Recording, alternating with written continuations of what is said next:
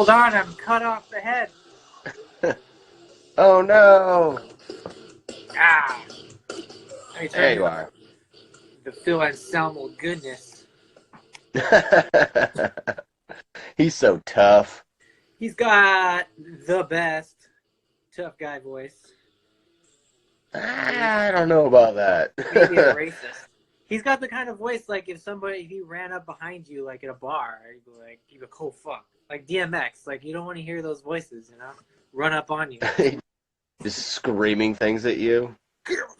He's like, you know who could do a really good... I'm broken! You should probably get fixed. You know who can do a really good Phil Anselmo is Josh Nye. He can do a really good one. It's fucking hilarious. Yeah? Yeah. That's hilarious. That's cool. It's really good. Anyways, what's up? You got a haircut? I did get a haircut. I did not. I cut my own hair. Cool. I always cut my own. I refuse to pay for a haircut. It's smart. I like it. I'm still growing mine. It looks nice. It's nice that it's coming back. It's coming back in darker. Okay, Darker? Yeah, I guess so. Get out of here. Hold on a second. Anyways, everybody who's watching this is episode 5. Episode 5 of Nerdicide. Yeah. We made it to the big 5. Do you ever expand a web browser and you don't know how to get it small again? I'm having this right now. I need a tech guy to come over here and minimize my window. We need a producer for our show. Oh my god. They take care of this. They look up everything off to the side. Yeah, that's supposed to be Searle's job. But he will be on for like another hour because he's watching 70s black and white samurai movies. Yeah. But good for him. Anyways, episode 5. God damn it, I can't get this fucker closed. It won't go away. Is the technology grand? Fucking escape. Jesus. Nothing? Gay Jesus? Is that what you said? No, never. Anyways, here we are. Press start. Yeah. If you are watching this and you made it this far without tapping through, we're gonna probably talk about Captain Marvel. So if you hear things as you're like tippity tapping later, that's not my problem. This is your spoiler. Spoilers abound. If you haven't seen the movie, I'm gonna fucking talk about it with no care or regard for your feelings. That's just the way it is. I mostly do this whole thing without care or regard for anyone's feelings most of the time. But that's how we roll, right? That's how we roll. Especially with this movie because feeling. It's been out for 2 weeks. A spoilery movie I would not discuss tonight would be like Us, but I didn't see Us, so I haven't seen Us yet either. I can't spoil it. So, but that would be fucked up. Like, I just came from the theater 20 minutes ago. Let me tell you, everything happens right now. P.S. Everything. But Captain Marvel's been out for like 2 weeks. That means like everyone has seen it who wanted to really see it. And if you're waiting to watch it on your TV, then fuck you. I don't care. It's not my problem. We're gonna talk about it. Fuck your feelings. No one gives a shit. You already know he doesn't die, so that's all you. There's no. Guess what? Weird thing at the end. She dies. She gets killed at the end, and I was like so surprised. That part in the Avengers Endgame trailer. She's a ghost. She's actually a Skrull. They replaced her with a Skrull. Spoiler. Wah, wah, wah, wah, wah. I don't have the air horn pulled up because I can't fucking use my browser because I maximized it for this beautiful lighting that I have, and now it's I can't get it back down. Maybe if I push this. You're fucked up, kid. Can you figure this out? I'm just tapping all the keys. Not working. Oh my god. Somebody who is not on here, I guess that's pretty much It's just Drew and my girlfriend. Anybody feel free Just to... Control Alt Delete. Anybody want to look up how to minimize a Google Chrome window? I would really appreciate it right now. Drew, I'm sure you're not doing anything. It's very late where you are. Right click. Right click it. Didn't do it. I can translate it to Fucking English. spinning circle. Huh? I'm gonna wave. I waved to some people. A little late on the waves, but I waved. Anyways. Bastard. I would like to be playing music, but I can't. I don't like to hear the complete silence of my own voice in this room. So I'm just gonna have to live with it. I had on music too, but I turned it off. It wasn't as cool as Pantera, but it was music.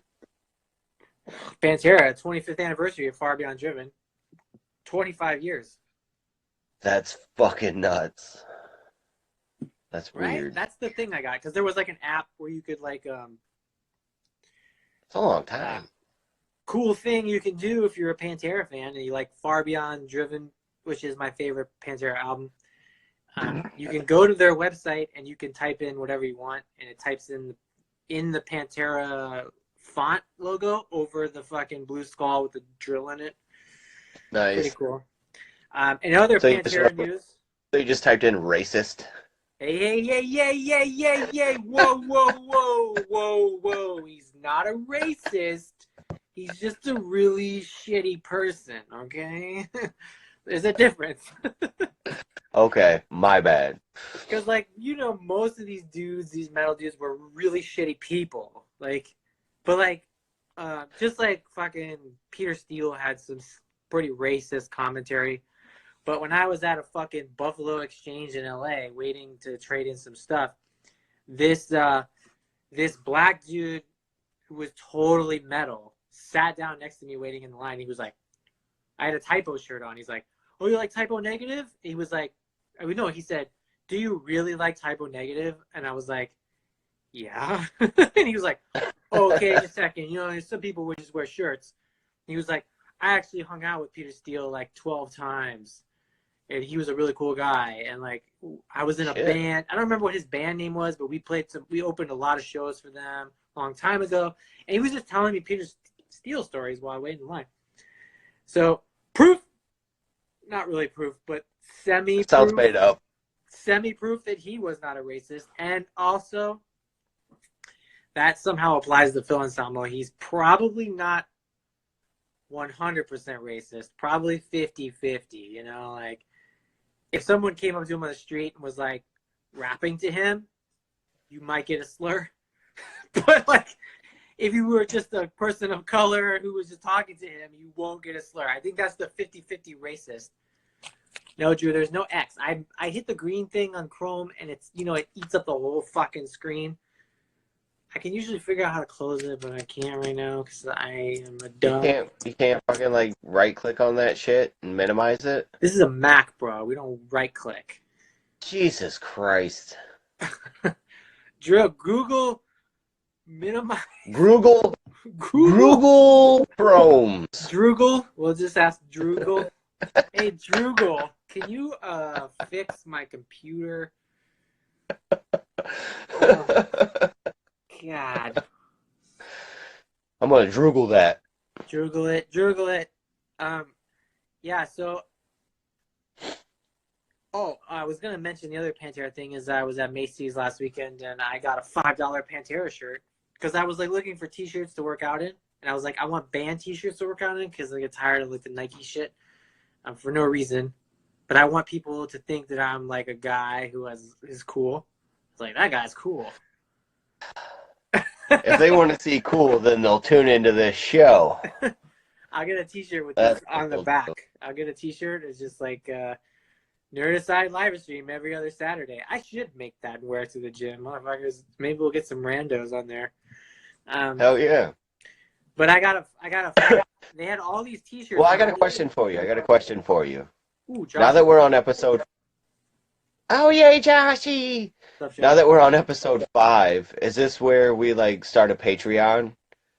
and then we just tell people like support our Patreon so we can quit our shitty jobs Yes. Support our because we have Patreon. so many Send we have so me many viewers. send me $40. Hey, Just um, send it to Vimeo or what is it? Cash App. Cash App. Send me some money. yeah! PayPal me some cash, and I will go to conventions and I will buy shit, and then I will review it on here. Yeah. I actually have like a lot of shit to go over. Uh, Wait. all of Oh this God. Oh I God. will I Before we will do go that, over in a little bit. I want to Uh, I want to stay we're on definitely going to talk Pantera. Captain Marvel. Yes. We're going to talk the Endgame trailer. Yes. So I'm excited for this. But before we do that, I'm not finished talking about Pantera. I know you're not done talking about Pantera. Continue with the Pantera banter. Josh is on now, so I wanted to re-mention that Josh and I could do a sweet fill ensemble. I wish we could like third screen this shit because I wish Josh could just pop on for like a few seconds. I was just thinking that I would totally like just come on. drop him in, give a fucking I'm broken really loud, and then He's like it's a guttural. It's like a really deep. It's a really good impression. I would really love to hear it. Maybe hey, read Drew's fucking thing and close your browser. X command. That didn't work. Droogle, you're a fucking liar. No, I do want to hear it. It's the X plus command. Yeah, that's what I'm pressing. X plus command, bro. We need a better tech guy. All it's doing is when I touch it is just fucking scrolling through my shit. I've done this like a million times and I never remember how I fix it. Beep, bop, boop, beep, boop, beep, boop.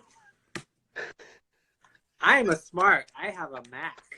I can make it No, brighter. it's bop beep boop boop beep bop boop. Anyways, $5 pant. If anybody goes to a Macy's right now, they have like Who the fuck goes to Macy's? This guy. Ugh. They have. Oh, I was so close. That was so bummed, but they had sold out of already. But they had dope Halloween 2 T-shirts, the pumpkin logo. What? Yeah. That's my favorite. $5, $4.96. They had that one. They had Texas Chainsaw, but all they had left at my store was larges. Now I gotta go to a goddamn Macy's, and I don't even know where I want to go. Because they have a wild. You got to find their like weird corner section where they have all their clothes on sale. It's like all mixed in, so you just got to go through everything. But they have tons of graphic tees, and I got a Pantera. I got a Pantera, and a fucking Ramones and a Def Leppard shirt. They were all $4.96 a piece. As they should be. As they should. Those bands have been around.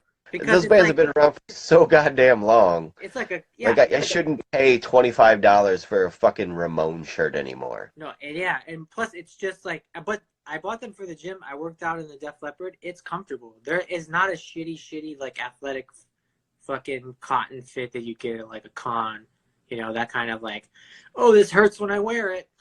Just shred your nipples. Yeah, it's actually pretty nice. Like this shirt I have on right now is a shred your nipples shirt, but it's worth it because it has Peter Steele on it. All right, Drew's back with more. Command, option, escape. I don't know what brand shirt this one is, but this is a Paul Bearer press shirt, and it is probably one of the most comfortable shirts I own. Did you see my lighting change? I did see your lighting change. You did it. Holy underwear. Oh, Drew, you did it. It only took you 20 minutes. I mean, that's more on me, but whatever. Now I can finally turn on some background sounds. At least we got Drupal here to help us out. I'm going to turn on Cat Scratch Fever in the background. Don't.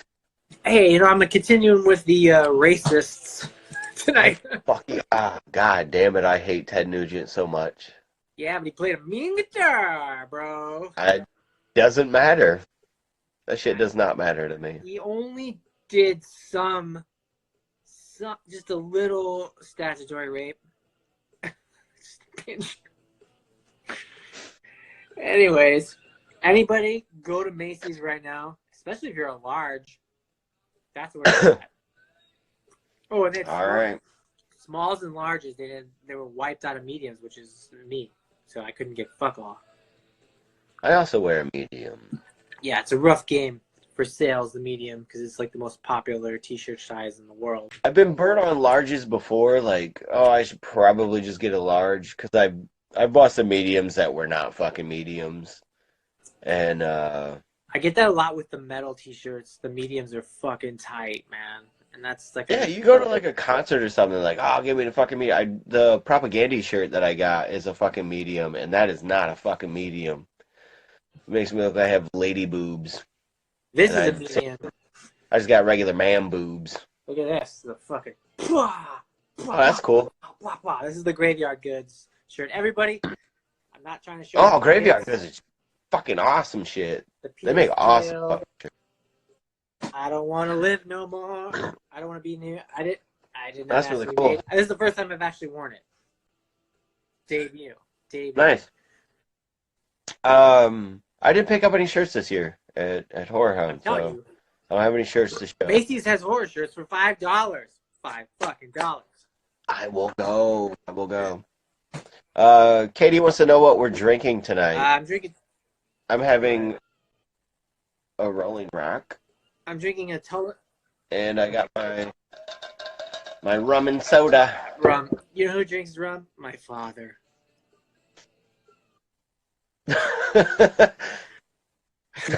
He's not dead. Everyone who's watching this, he's not dead.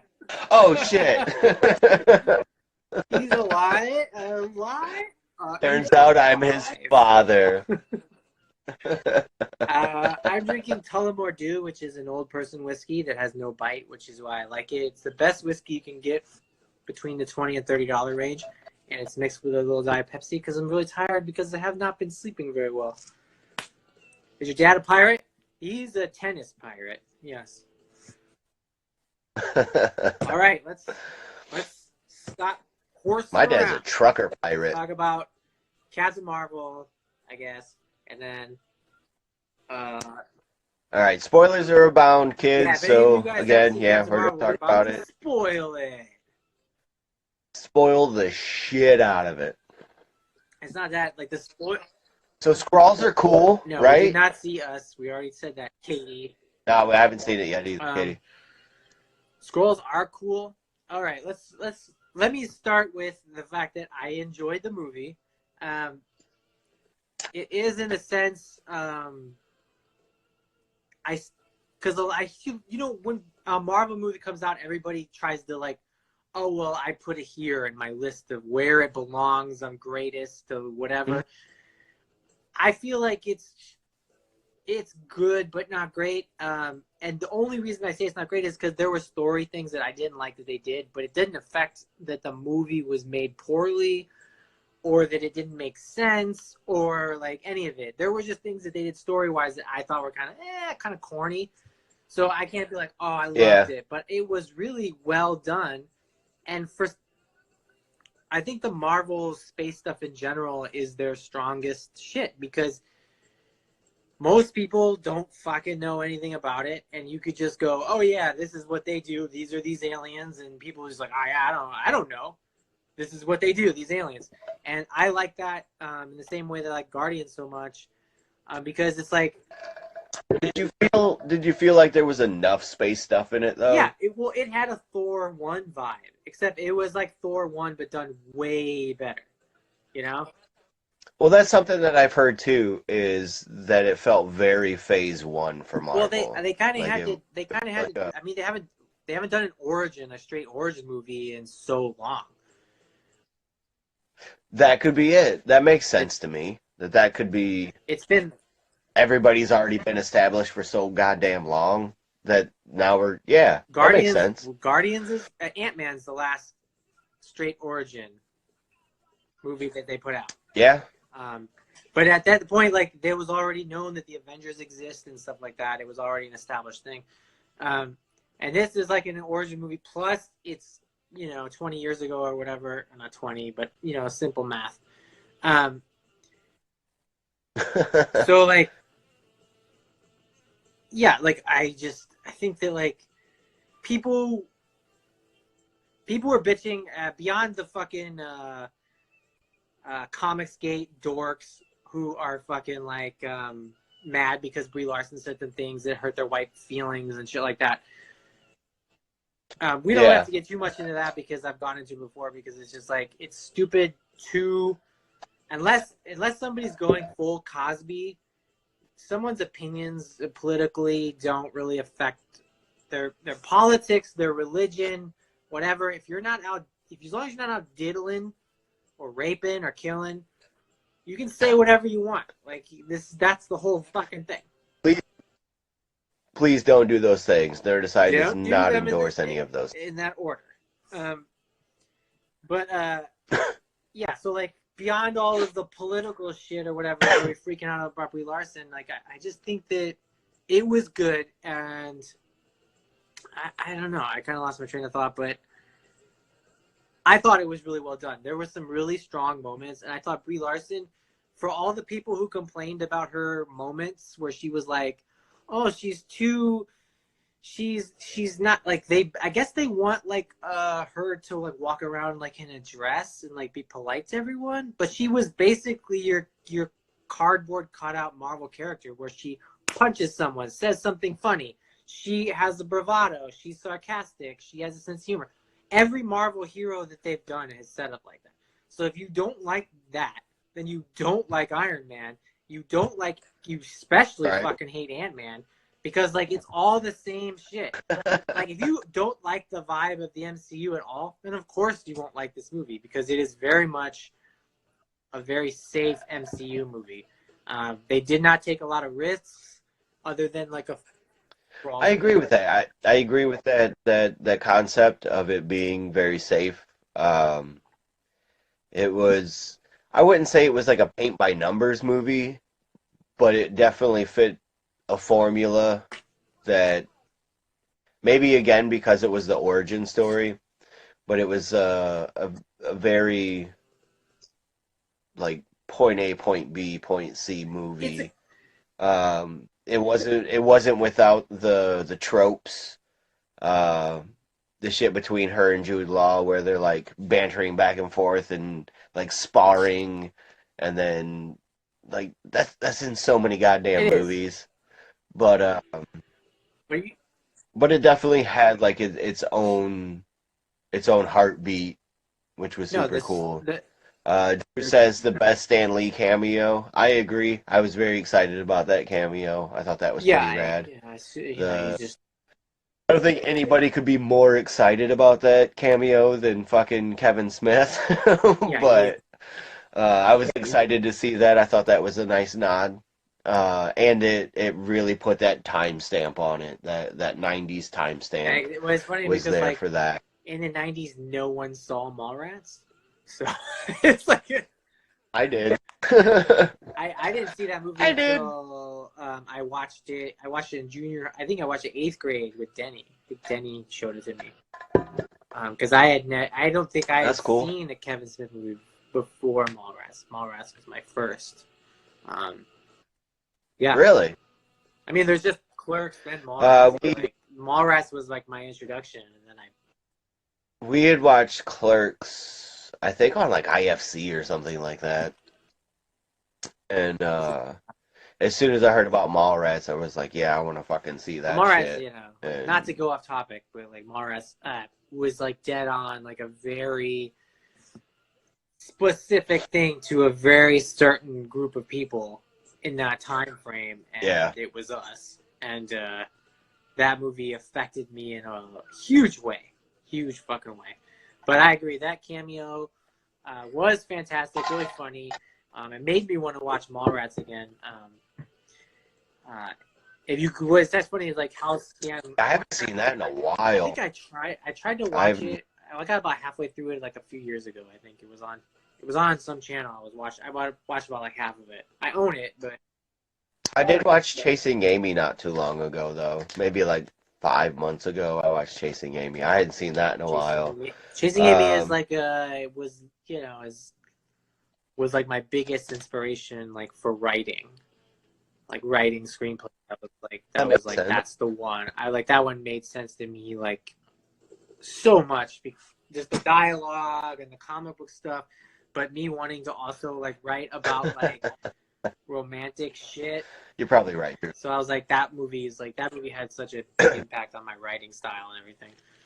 If I watch it, my older brother, most likely watch Courtney's with me. Yeah, that's true. I don't have an older brother. He's dead. Yeah. Yeah. Big ups. All right. So Captain Marvel. Hail Satan. The strong parts of Captain Marvel, where the best parts were her friend, the scenes with her friend and the friend's daughter, their daughter remembering her, were really strong scenes. Acting wise, very emotional, very well done. Yeah. You really got a sense that those people cared about her. I mean, that little girl remembered her as for very young, you know. That stuff was really important because it's the humanity part, in the same way that you like the stuff with Cap, his humanity and shit. I thought all that stuff was really well done. Well, like her friend got like her dude back. Like, you know, they were in the military together, all that shit. Like, so they probably seen some shit. They did some shit, and then um, like you're saying, like that reconnecting, where she's just like, I just want my fucking friend back, basically. Like, and then to get it, like, I was very happy with all of that stuff too. It felt very, it felt like the way I feel about like my friends, like, you know, we're fucking family.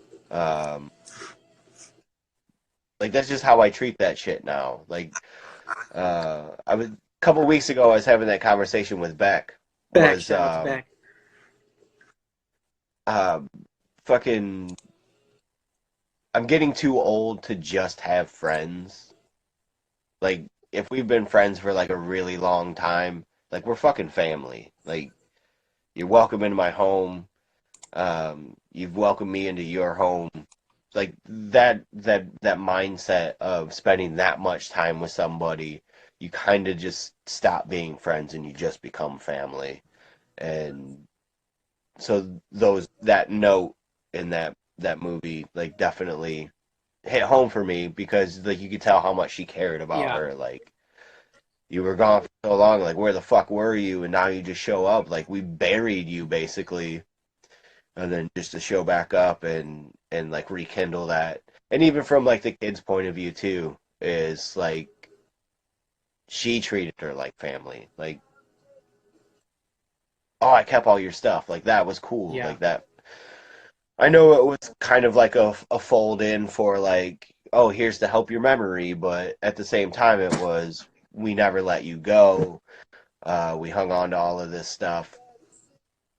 So yeah, like those were super powerful scenes in that movie. I think that was really well handled and really well done. The casting also was fantastic with all of the side characters. Obviously, Sam Jackson is one of the best working actors, if not top 5 working actors. If you can name a few other better actors than Sam Jackson who's had the career he's had, I would be really, really impressed.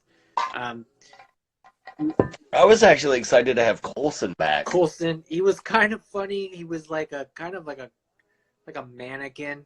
He was very like, because he was supposed to be like, you know, just a new recruit soldier type of guy. And I'm so used to him being like sarcastic and stuff. Because I watched that dumbass Agents of S.H.I.E.L.D. show, unfortunately. I watched some of it. I watched a few seasons of it and then I dipped out. But like when he's in the car, like they're in the car and they're kind of doing the back and forth or whatever, like it felt really phoned in. And then you get like the reveal and it's like, oh shit, like that makes sense. Like he's a Skrull. Mm-hmm. Spoilers. But I mean, I should have done the air horn. Like it was nice to have him back. Like it was cool to have him back in that universe and not just on TV anymore. Like I don't know, he was just such like a connecting point between those those movies Yeah, and he anyway. was the heart of Avengers. That's why that death worked so well, and why it was so dumb that they brought him back for that dumb show, which I watched Yeah. because it was great. It was a great movie. Joss Whedon is the best at killing characters that you like to move a story or influence the character Right. to do something else. He's really good at that. He's one of the best. If he's a lesser George R. R. Martin in that sense, where he will kill someone you really like, but he won't kill everyone that you like. But That's true. other things I liked about Captain America, I loved when she went binary and flew through that ship. Captain Yeah. Marvel? Did you say Captain Did I? America? I think you did. No, I did. It's fine. There's two captains. I probably didn't. You're crazy. I would never make an audible mistake. Never. How dare I Anyways, assume what you said? Ms. Marvel. I liked when she finally went binary and she got to do cool power stuff. One of my biggest annoyances is like all the things on the Cool power stuff. She like punched through fucking ships, man. I think she's on par with Thor, power level wise, which is good because Thor kind of like. I'm actually excited for that dynamic between those two in Well, they're Endgame. like they're both I think cosmic. it'd be cool. They're both cosmic heroes and very powerful. I think Thor is probably just a tad bit stronger because his strength. Why? Because he's a man. You fucking asshole. No, you did it. It's true. It's true. He's a man, and I think he's better.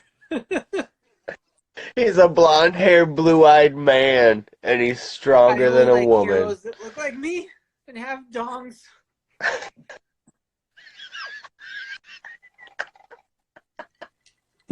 No, but a bedongled hero. I need a good solid dick. Otherwise, I don't buy it. But yeah, I really because like. Calm her People down. were like, oh yeah, like it was like all of a sudden she's like so powerful, she's flying through ships, and I'm like, yeah, that's kind of the whole thing. Like, and then everybody's like, oh, it's gonna be so like. I read a lot of comments, which is a mistake, but people are like, oh, it's gonna be so stupid if she just shows up, beats up Thanos, like wham bam. I was like, she can't. Thanos has all the Infinity Stones. It doesn't matter how strong or powerful she is. He can go pink and she disappears. Like, you don't understand. Yeah. Her power is meaningless. That's why it works. She's not going to show up and just punch a hole through his torso. People are so fucking stupid. They're like, oh, she's just supposed to be this super strong thing. She's going to beat Thanos. It's like, no. Thor couldn't beat Thanos.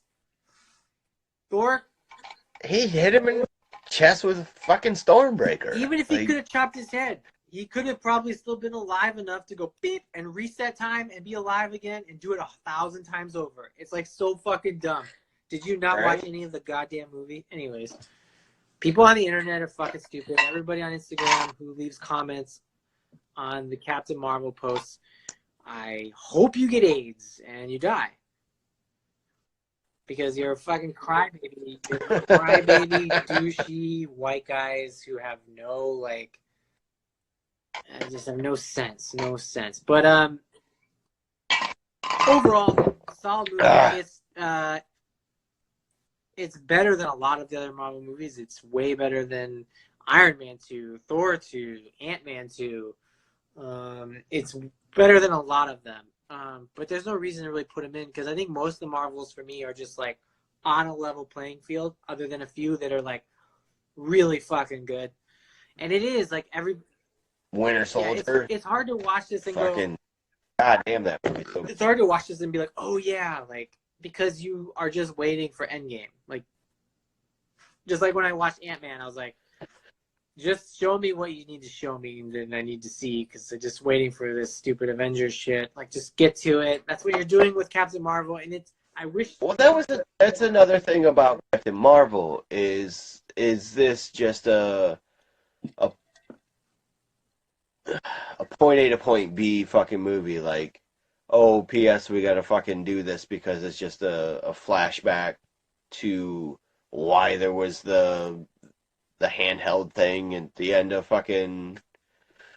Uh, I think if they were smart, they would do more movies that fill in kind of stuff. Because, like, at this point, post Thanos, who is going to be for sure dead or gone or incapacitated.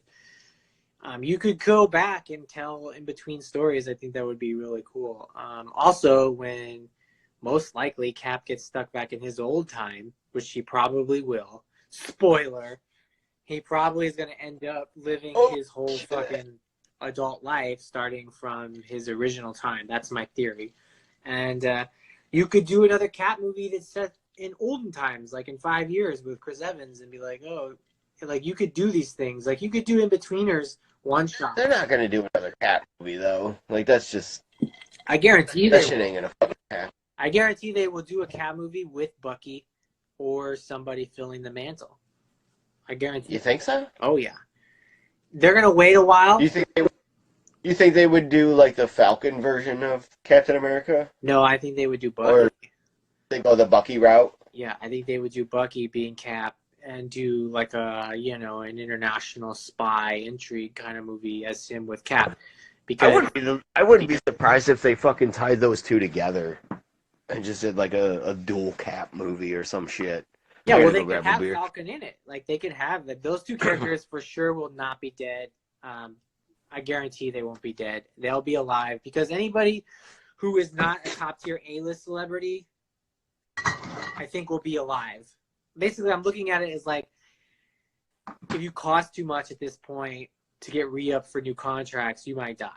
Like, so that's Downey, Chris Evans. Chris Hemsworth might have one more movie.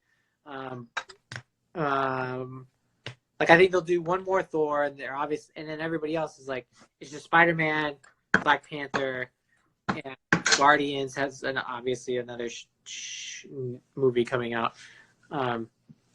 What would they do for Thor though? Well, Thor would basically, when I think Avengers Endgame is over and Iron Man and Cap are gone, I think he will be the leader in that sense. And I don't know when they'll do another Avengers movie, but they Gotta take this. They'll probably have to at some point. The name is too big. They can't just be like, oh, we're not gonna do Avengers movie anymore.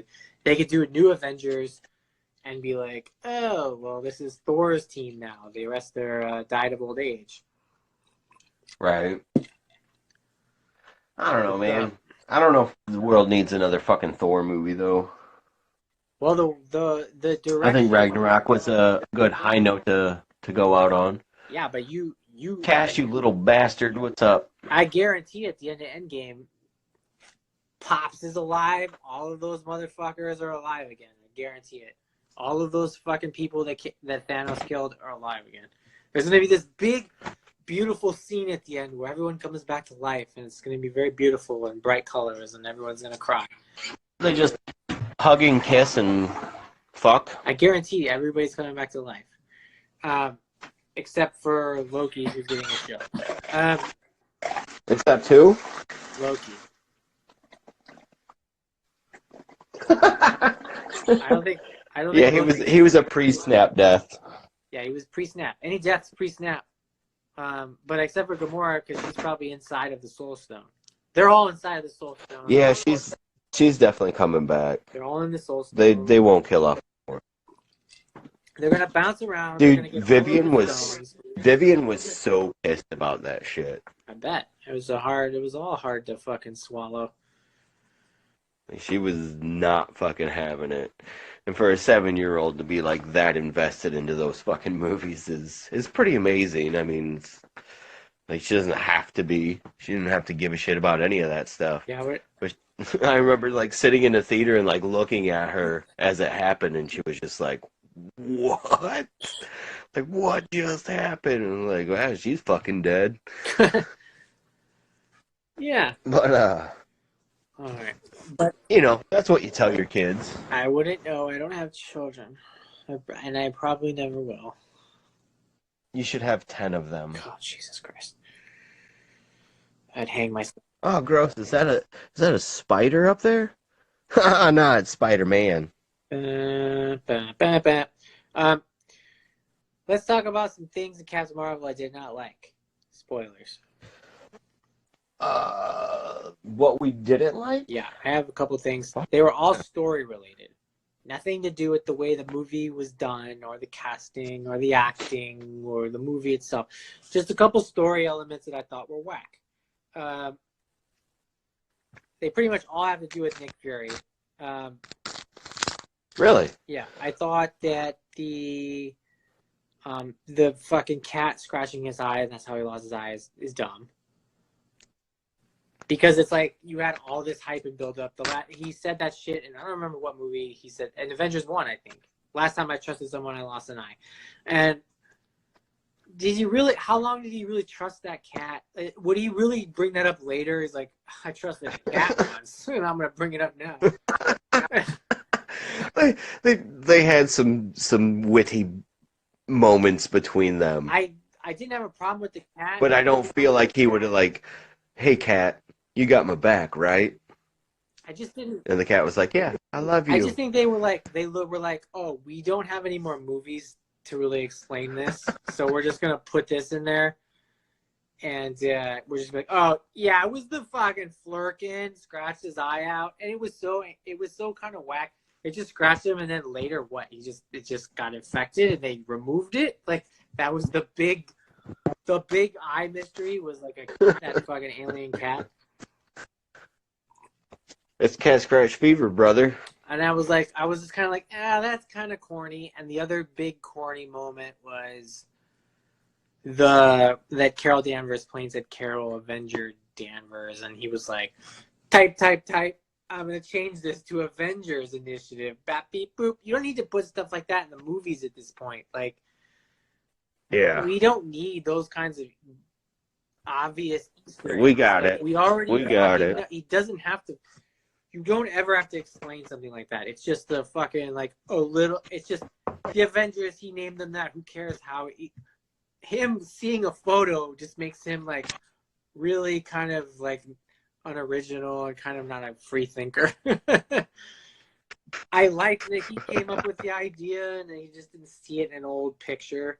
But those aren't reasons enough to hate the movie. Those are just my little nitpicky stuff. I had no problem with the Skrulls being not the bad guy.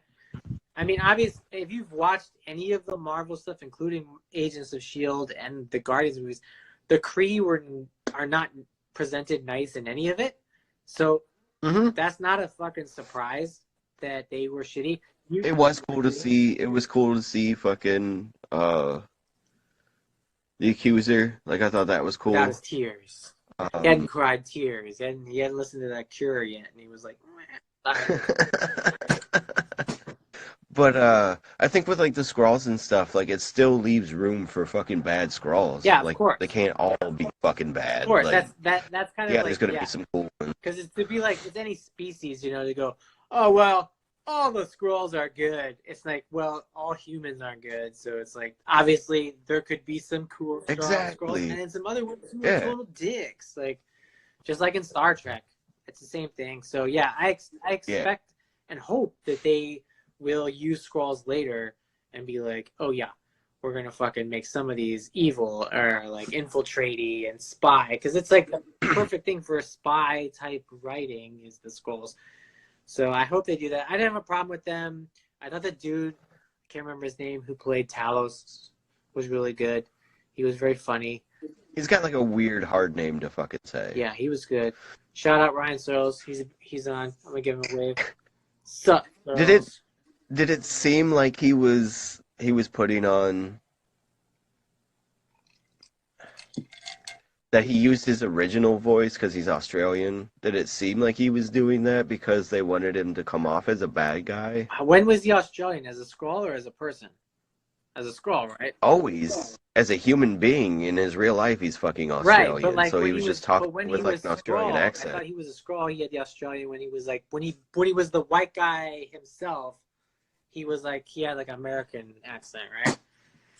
I think that's how. Yeah, well, maybe because he didn't have like 100 pounds of fucking prosthetics on his fucking face. I think they probably just did it But like, oh, Australian is kind of alien. Why not? Fuck it.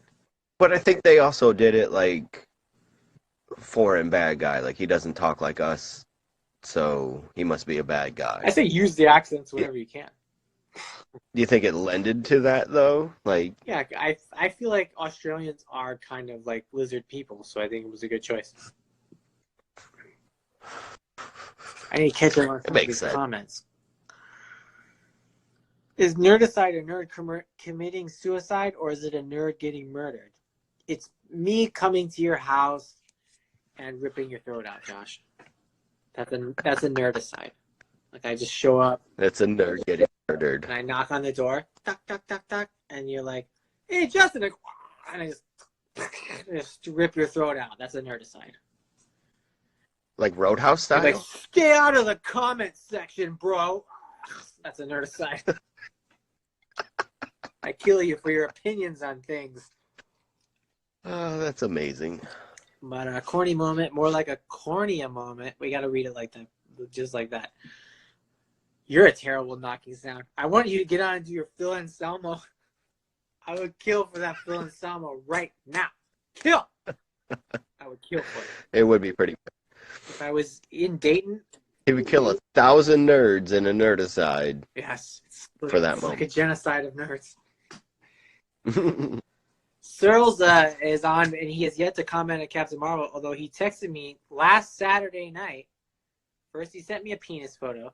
Then he said, "Why aren't you guys on?" And I was like, "We do this every other Saturday." He's like, "Oh, I have some thoughts on Captain Marvel." And feel free to type some out.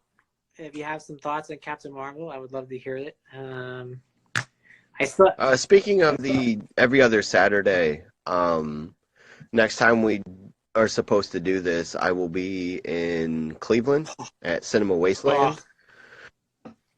So there's a good chance I'll just do it from there, and you'll see all the dumb shit I buy at Cinema Wasteland. Works for me. I don't care. But are we gonna move on to the Endgame trailer? Yeah, might as well. I mean, pretty much, I liked Captain Marvel. My only problems were a couple of story elements that I thought were corny. The whole thing was pretty good. Anybody who freaked out about it, who said it was the worst MCU movie, is a piece of shit and has never seen Iron Man 2 or Thor 2, because those are real crap piles. Real, actual MCU movies that are not very good. And people are like... Wait, you think that fucking Iron Man 3 is better than Iron Man 2? Like a fucking long shot. Iron Man 3 is a great character story for Tony Stark. And it's one of the few MCU movies that is not just a fucking stepping stone to another movie. It's like a straight just Tony Stark movie. It's like... Sorry. It was really... We got to decide who the cutest Chris is. Who's the cutest Chris? Katie... You're going to be Nerdicide number 2. You're fucking immediately rip out fucking Josh's throat and then go straight for Katie. Yeah.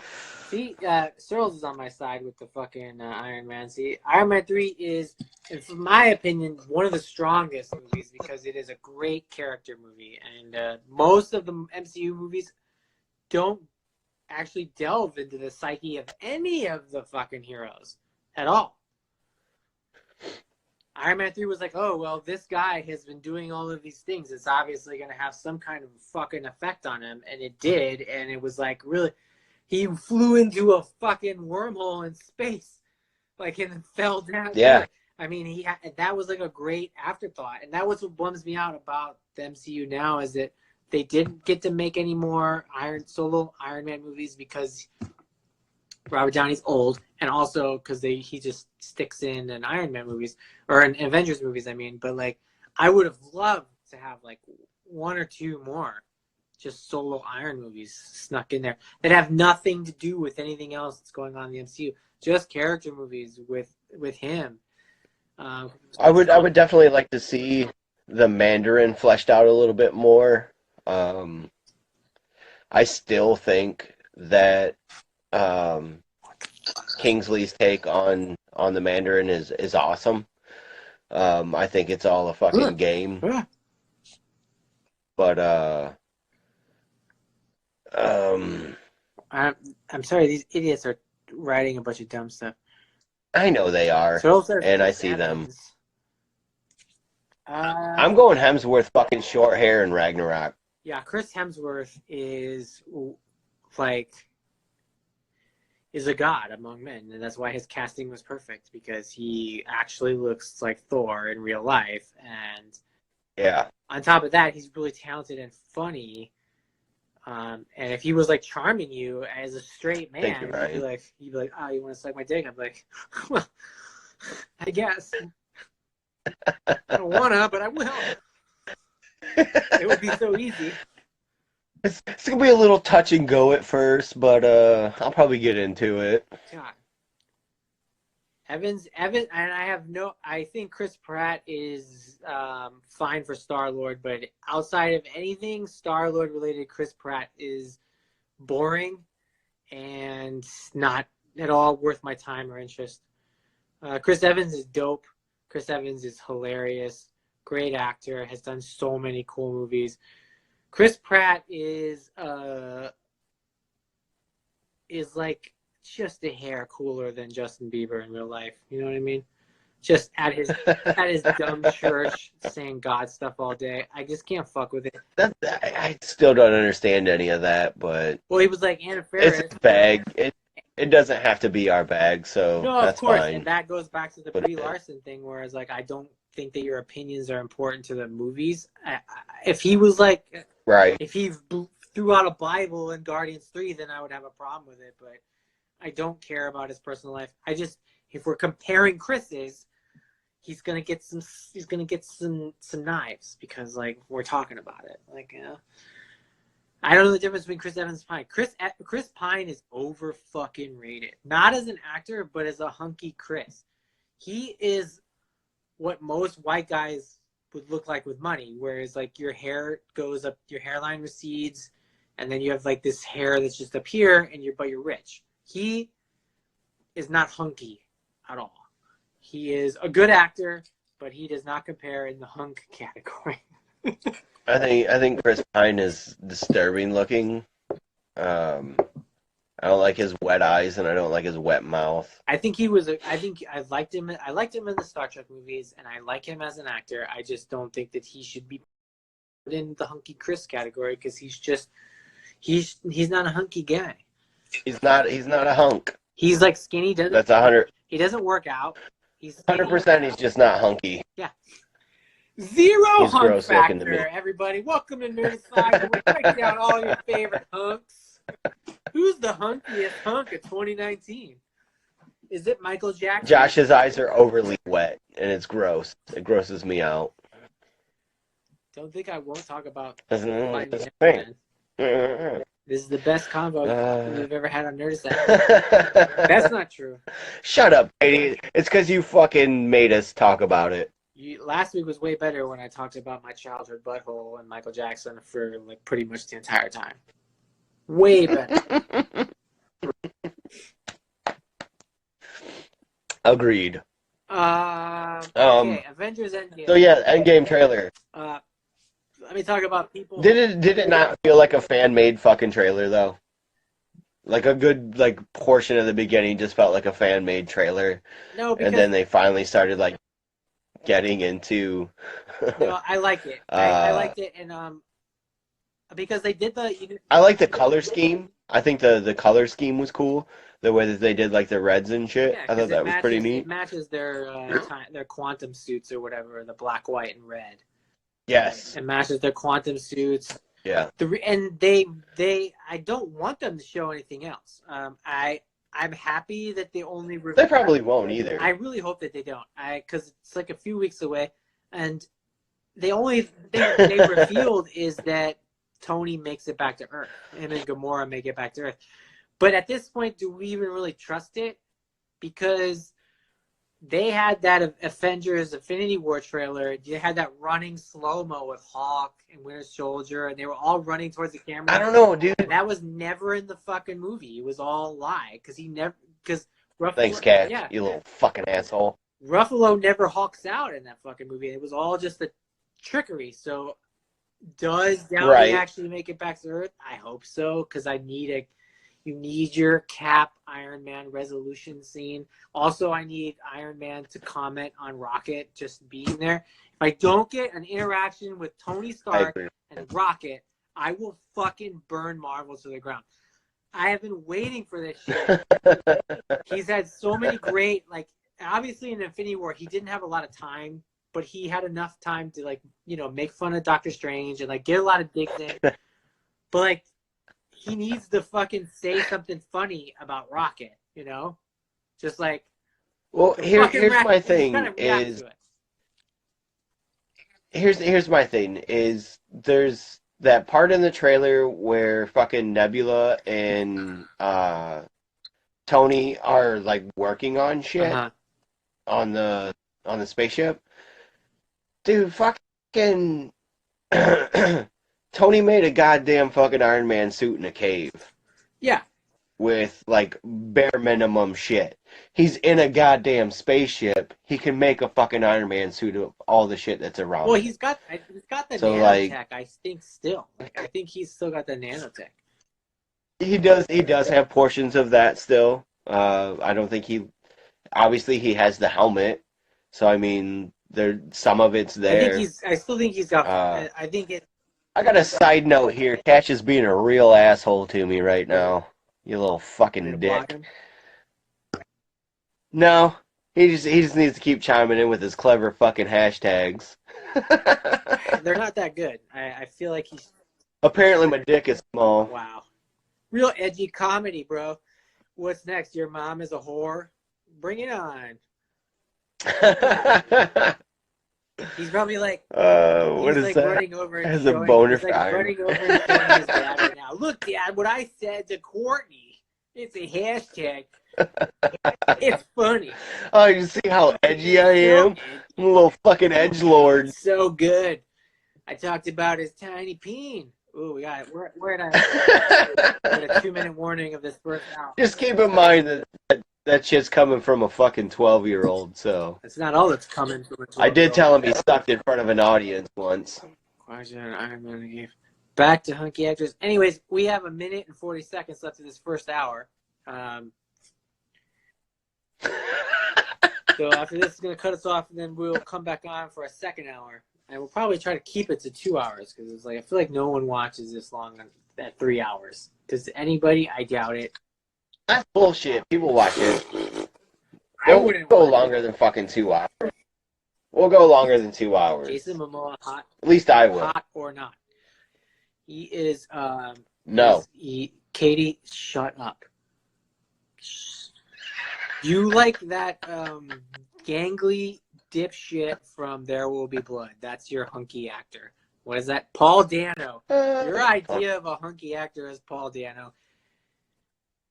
You're not allowed to talk about things that relate to males being cute. So if you're going to block anybody, block fucking Katie. I'll never block Katie. Block. She will. But her opinions on men are flawed. She's once said that Paul Dano was hot, and her actual husband is better looking than that man. You imagine, like, seeing someone on TV is like, there you go. Oh my God, that guy's so hot, and then you're like sitting next to someone who's actually hotter, like way better looking. You're like, yeah. How many Thor heads does Momoa get? I don't know how much Thor head he gets. 2. He only gets 2. You got to scroll through the comments and read fucking Drew's earlier comment about. I don't. Goodbye. Thor heads and what that.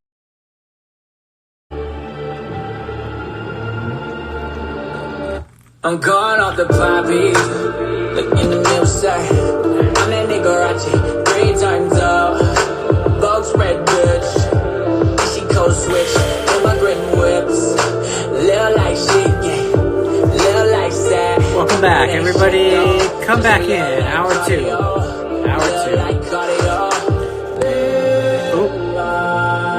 God damn it.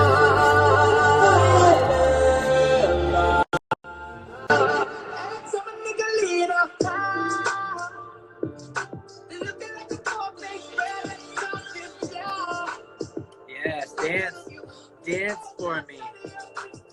Dance for me. You little dancy girl.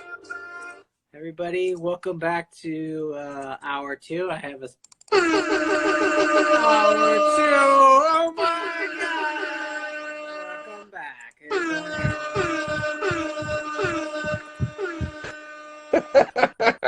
That's a cool Spoiler sound. alert! That's a cool sound, bro. Very fresh. Oh man, we are totally on top of things. Yes. Oh god, my head. Cut off. Anyways, we're in hour 2. I was hoping to have a guest tonight, but apparently everybody does not want to be on our live stream tonight. Man, fuck him. Wes can't escape at fucking Wasteland, so next time, Wes will be on. I tried to get Zach. He said he was going to come on. Who? Zach. I can't pronounce his last name. It has a lot of consonants. I'll tweet to him. The way to get people on the show is to tweet to them. Zach Shellwater? Yeah. Watcher? I love Zach. Zach's my dude. Yeah, Zack Snyder. We were going to get Zack Snyder, and I was going to talk to you about how he completely failed as a filmmaker. Wave. I'm waving. Waving. Did you feel the wave? A wave from the grave. Anywho, we're back in hour 2. We're talking about Avengers trailer. I don't know what to talk about other than the fact that I enjoy the fact that they did not show anything at all. Other than the fact that Tony makes it back to Earth, it's very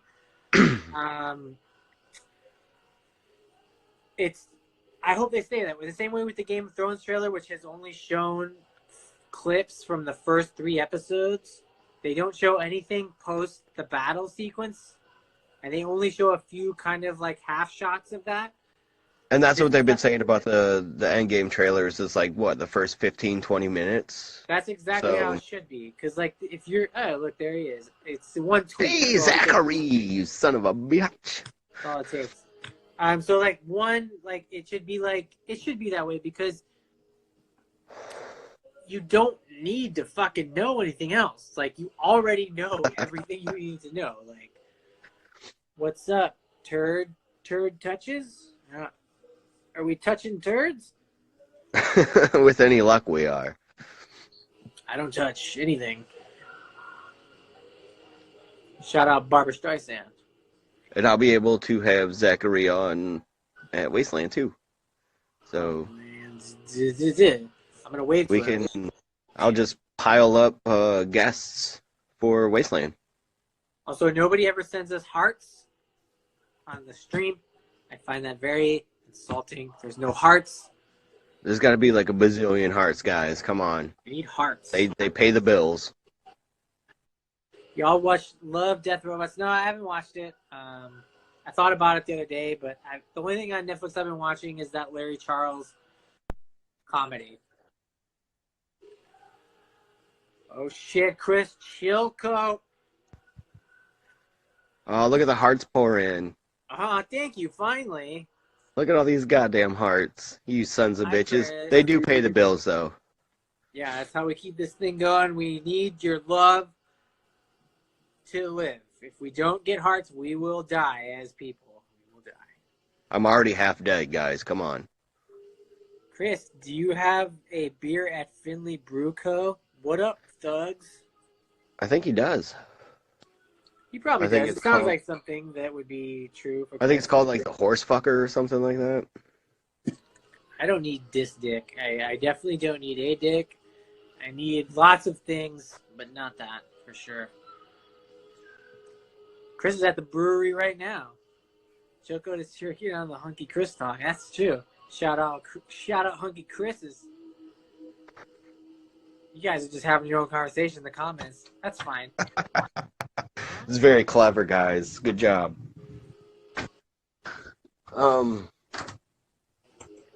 So yeah. We don't have a guest. Let's just throw some questions out there. Movies you've watched in the last, I guess since the last time we did this, which was 2 weeks ago. Has anybody watched any worthwhile movies? I guess TV shows would be fine, but like TV shows, if I haven't watched a show, probably it's because I don't want to watch it. But like movies, I'm just behind because I don't watch TV in the mornings anymore. I get home from work and I just listen to podcasts and eat my dinner and then I go to bed. But there's definitely a lot of stuff I need to catch up on. I was clicking through this afternoon and Lynn was like, "Oh, you haven't watched that yet?" I watched that. "You haven't watched that yet?" I watched that. So I have actually watched I watched the Ben Affleck thing last weekend at like 1 a.m. I actually stayed up and watched the whole thing through. Is it any good? It's not very good, and Ben Affleck has ruined his own face with alcoholism. He's got such a bloated fucking face now. I don't know if you saw him on Kimmel like a month ago when he was talking about about this movie and also being done with Batman. His fucking face, man, he looks like shit. He looks like absolute shit. So him not being Batman anymore is a great thing because he looks like dog shit. I don't have a problem with him. I think he's fantastic. He just looks really bad right now. I finally saw the Bamboo House of Dolls. I don't know what that is. What's the Bamboo House of Dolls? Oh. You know what I watched was The Hole in the Ground, that movie about the kid who's like scary, comes back and he's like fucking evil or whatever. I will tell you something about that movie. It wasn't bad, but it's not what you expect from the trailer, and also you're not going to be pleased with it. I won't spoil it because it really only has one thing going for it, is the twistish ending, which is not really a twist. It's just a story element that if I explained it, you would never have to watch it. But because the trailer sells it like as this like creepy kid movie, which I hate those kinds of movies because they're fucking boring. But like, it got good reviews, so I watched it and it was just so dumb and boring. It was boring. It sounds amazing. It was going the fucking Babadook. It was going the Babadook route, and it took a hard fucking left. P.S. I hate Babadook, but it took a hard fucking left. I love Babadook. I hate Babadook. I hate psychological horror. Took a hard left. Shut up. What's a good creepy kid movie? Fuck, I don't know. Exorcist is a creepy kid. That's a good creepy kid movie. I just watched Good Night Mommy for the first time, finally. That sounds like a fucking... It's a good creepy... That sounds like a Brazzers porn. Good night, Mommy. It was good. I liked it. I bet you did, you sick fuck. It has its weird fucking twist ending thing, but it's whatever. Oh, nice. Drew said he's watching Kingdom. That's good. That's a quick one to get through. It's only 6 episodes, and they're all about 40 minutes a pop. So you burn through it pretty quick. I agree with that. And you'll be sad when you're done because like you have to wait for a second season, and you have to wait till a while, probably the end of the year, I think, or at the beginning of next year, because they're filming right now in Korea or South Korea. Can't get these goddamn titles shit. Goodnight Mommy is pretty... I don't know what Goodnight Mommy is. It sounds disgusting. It's like this mom has her face all bandaged up, and these two twin brothers don't believe that it's their mom. They think that it's somebody else, and they fuck with her like through the entire movie. It's pretty rad. Oh, it's got a good twist ending. I think I did see that. Is it old? It was a few years ago. Yeah, I probably did. I forgot, but I'm pretty sure I watched that. I'm pretty sure I watched it. It was a fun watch. There's some gross stuff in it, but like I said, I do have a stack of movies to go over. I have some pins to talk about. Basically everything I picked up at Horrorhound, and then a couple extra things. Let's do it. Um, Justin, I'll be in the Bay April 1st. That's coming up, bro. Why didn't you fucking text me that shit? I just texted me that shit like days ago, bro. I'm gonna show these first because they're fucking super dope. But the Teenage Mutant Ninja Killer fucking pins you got me. Oh, alright. I fucking love these pins, dude. These pins are super awesome. The quality of these pins, and I know I've talked about it before since I've gotten them, is fucking dynamite. These things are thick as fuck. Yeah, they're real thick. Stuff's real thick. The texture of these things is just super awesome. Jad Dovey and Predacrom did a fucking great job with these. I love the artwork of these things. Crom's artwork is super fucking cool. Yeah. And then Dovey's fucking quality. Like wherever he gets his fucking pins made is just fucking dynamite. So I was really close to ordering you the black and white ones too. Oh my god. Those black and white ones are super fucking cool. He had a sale the other day after Instagram was down or something. He had a sale the other day. They were the same price, $15 for all four. That's awesome. I was pretty close, but like trying to save money because I'm an adult. He did include. Where the fuck did it go? God damn it. In the pack there was one of his business cards, and it's like a percentage off for your next order, which I thought was super cool. I'm gonna show you this real quick. This Krampus pin that I got Vivian. Oh yeah. Little Press on the Prairie did these. It's got like a little jingle bell fucking ornament thing with it. Nice. My lighting is fucking terrible, but this is a really cool fucking well done pin. I like Vivian was really excited about it. I'm mad that the little ball have fucking Krampus like embossed into it, but that's a small gripe. But goddamn, look at that fucking thing. That's a cool pin. I was happy about that. This dude Matthew Lineham. I got his card right here from Horrorhound, but I got this really fucking sweet Robert Smith pin that he did. That's great. And I fucking love it. He had like a zombie version of it. Wes ended up getting a Bauhaus fucking pin that he did. It's like the old school fucking like Batman thing. So it's got dude's face and then it says Bauhaus instead of Batman on it. And it's got like the Batman like bat shape to it. Very cool fucking pin. Dude's artwork is super dope. He had like these really cool, they look like stained glass windows of like who'd he have? Depeche Mode he had. Bauhaus he had. The Cure. So it was like the singer for each band, and then it was like the band members like sitting on their shoulders, which I thought was pretty cool. He had a really good fucking Tears for Fears one. I should have fucking got it. Here she is. What is her name? Doesn't have her real name on it, and that's kind of upsetting. But you can find her on Instagram at Big Purple Glasses. I bought these magnets from her, and they're really fucking cool. So there's like real cartoony characters on these magnets. Most of these I bought for Vivian, and then I got some for myself. So both the Pennywises, Sam, this Beetlejuice is pretty fucking rad.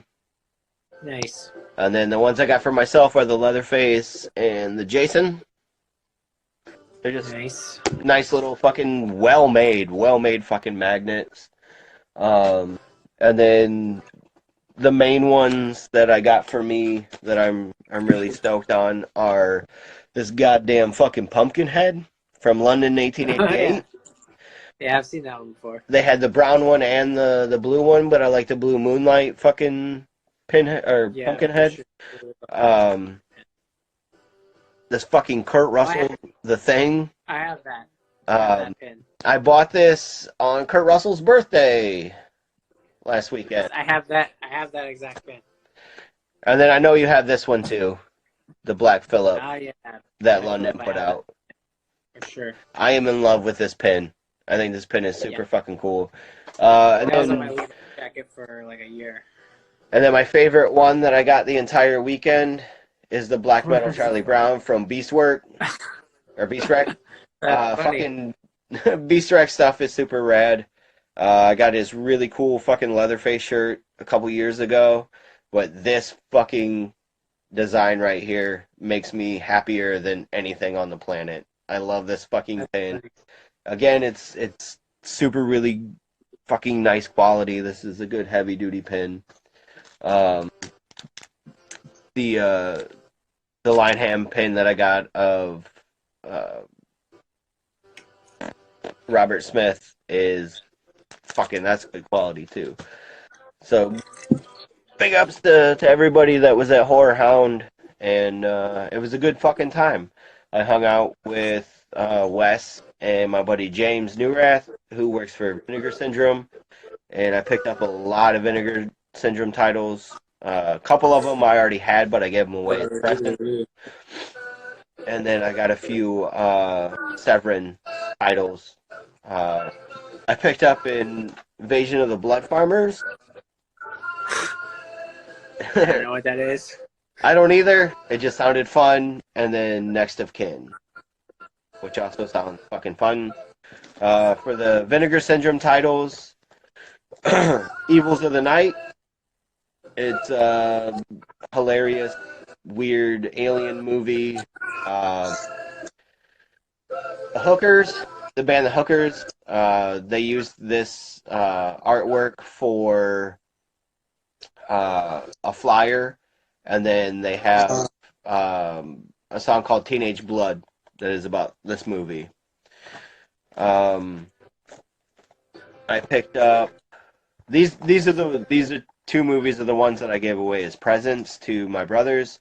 Actually, all three of these I gave away as presents, so I had to pick them back up. I gave this one to Denny because he's a Hookers fan too. Dolomite I gave to my older brother for Christmas. If you haven't seen Dolomite, fucking watch it, you slag. And then Punk Vacation I gave to Caleb, and Punk Vacation is super awesome. It's like your rhythmic type punks versus these hillbilly fucking dudes. Good fucking movie. This is one of my favorites. I totally dig the artwork that's on this fucking cover, and then the movie itself is just fucking super badass.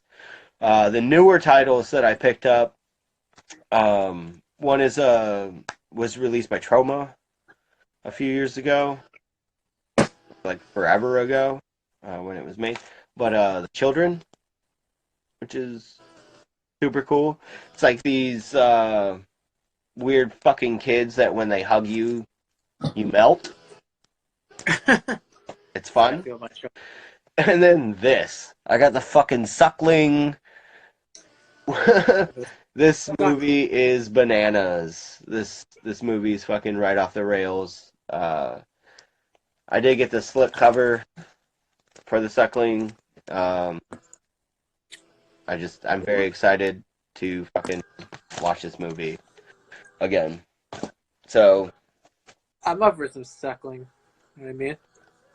So yeah, I was hanging out at the Vinegar Syndrome table for the weekend, helping our buddy James sell movies, and so 95% of what I left with are Vinegar Syndrome titles, but like the couple Severin films are really good. They did put out like The Angry Dwarf and Burial Ground. I highly recommend Severin stuff. They did a really cool release of the documentary for 2000 AD, where they talk about like all the Judge Dredd stuff and uh, all the weird sci-fi horror stuff that 2000 AD put out over the years. April High. They also put out the Richard Stanley fucking documentary about Island of Dr. Moreau. I think Like, I've seen that. Yeah. fucking I've seen that. bonkers making that movie was. It's such a good documentary, dude. Fucking, if you Yeah, got it, I've seen that. I watched it on a streaming app like a couple of years ago. I don't remember which one, but I watched that for sure. it's really good. I really I'm trying enjoyed to that. think if I got any new. Hold on 1 second.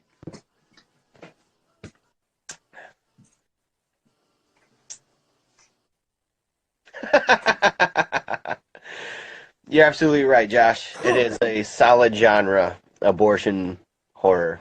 It's fun. I haven't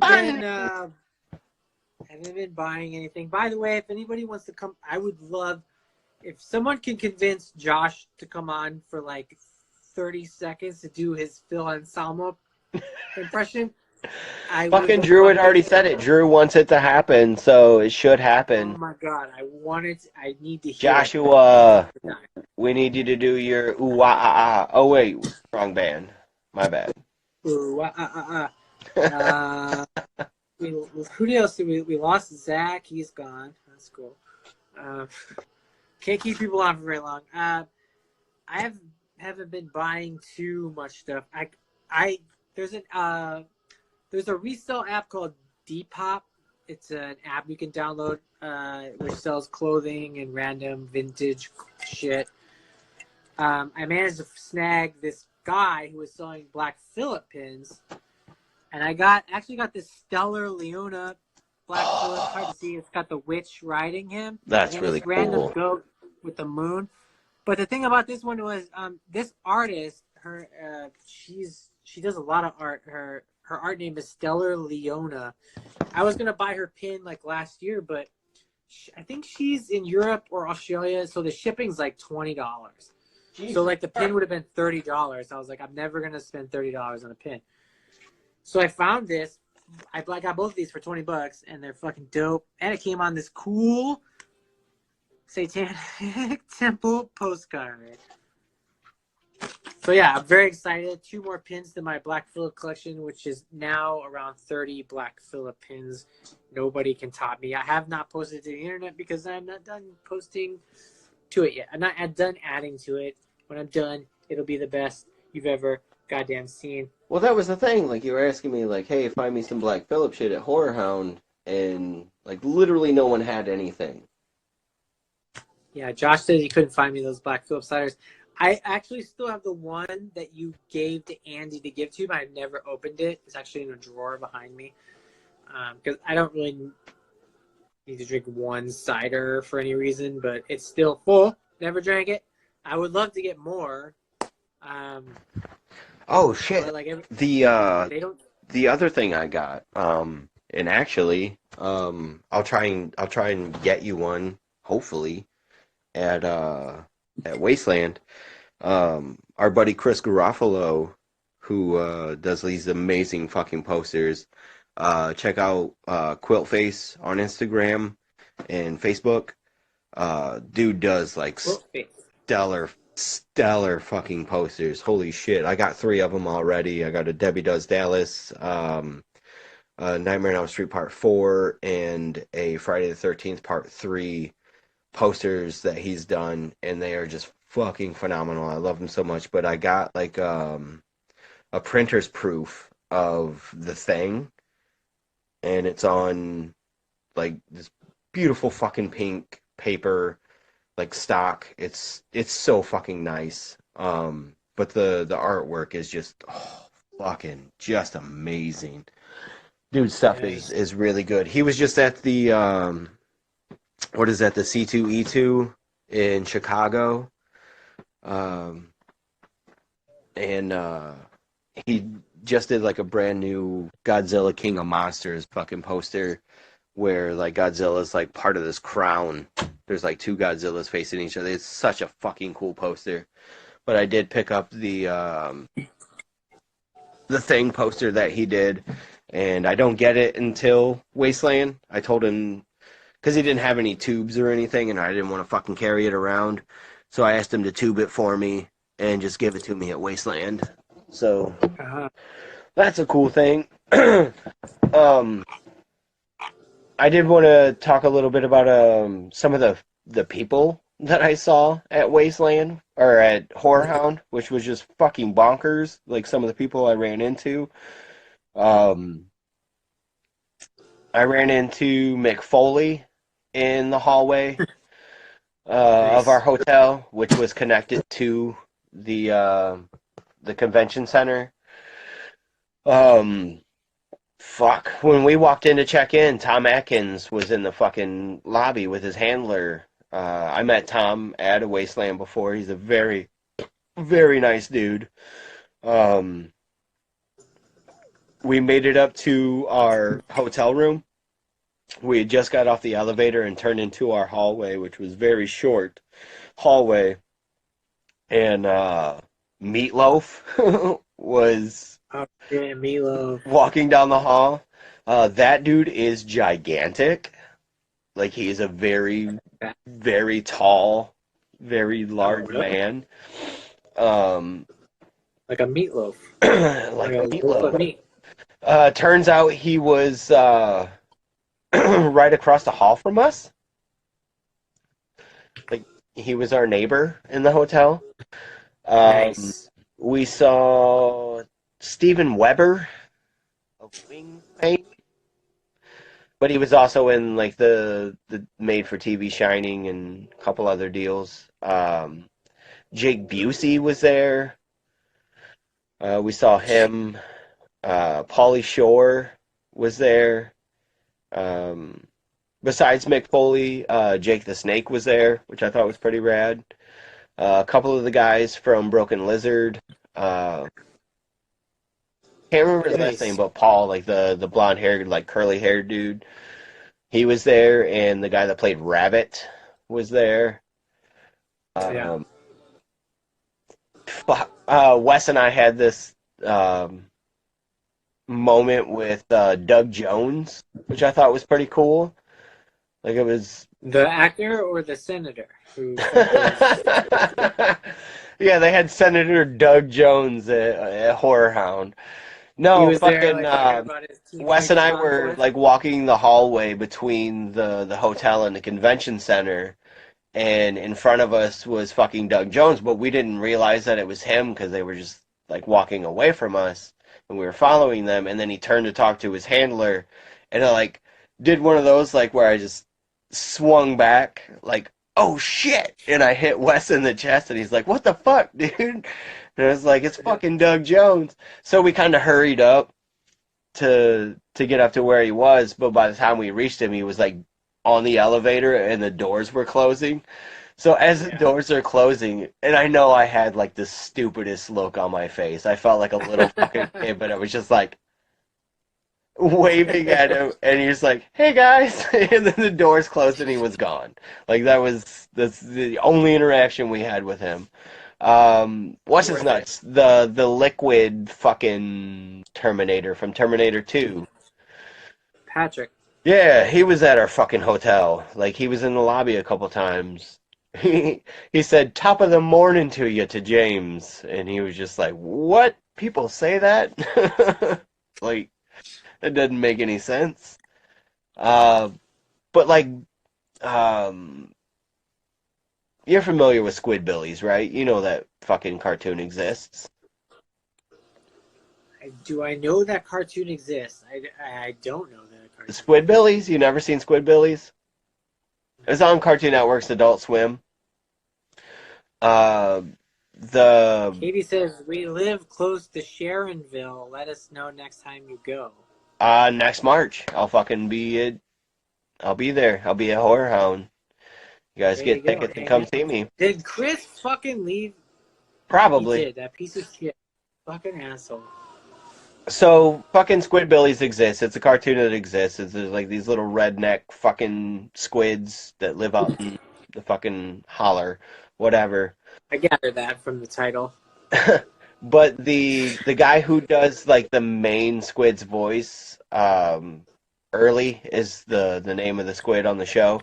Is his voice is done by a dude, unknown Henson, who plays like really cool, like bluesy, kind of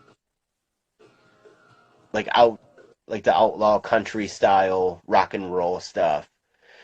And he's just got like a really cool like southern draw, and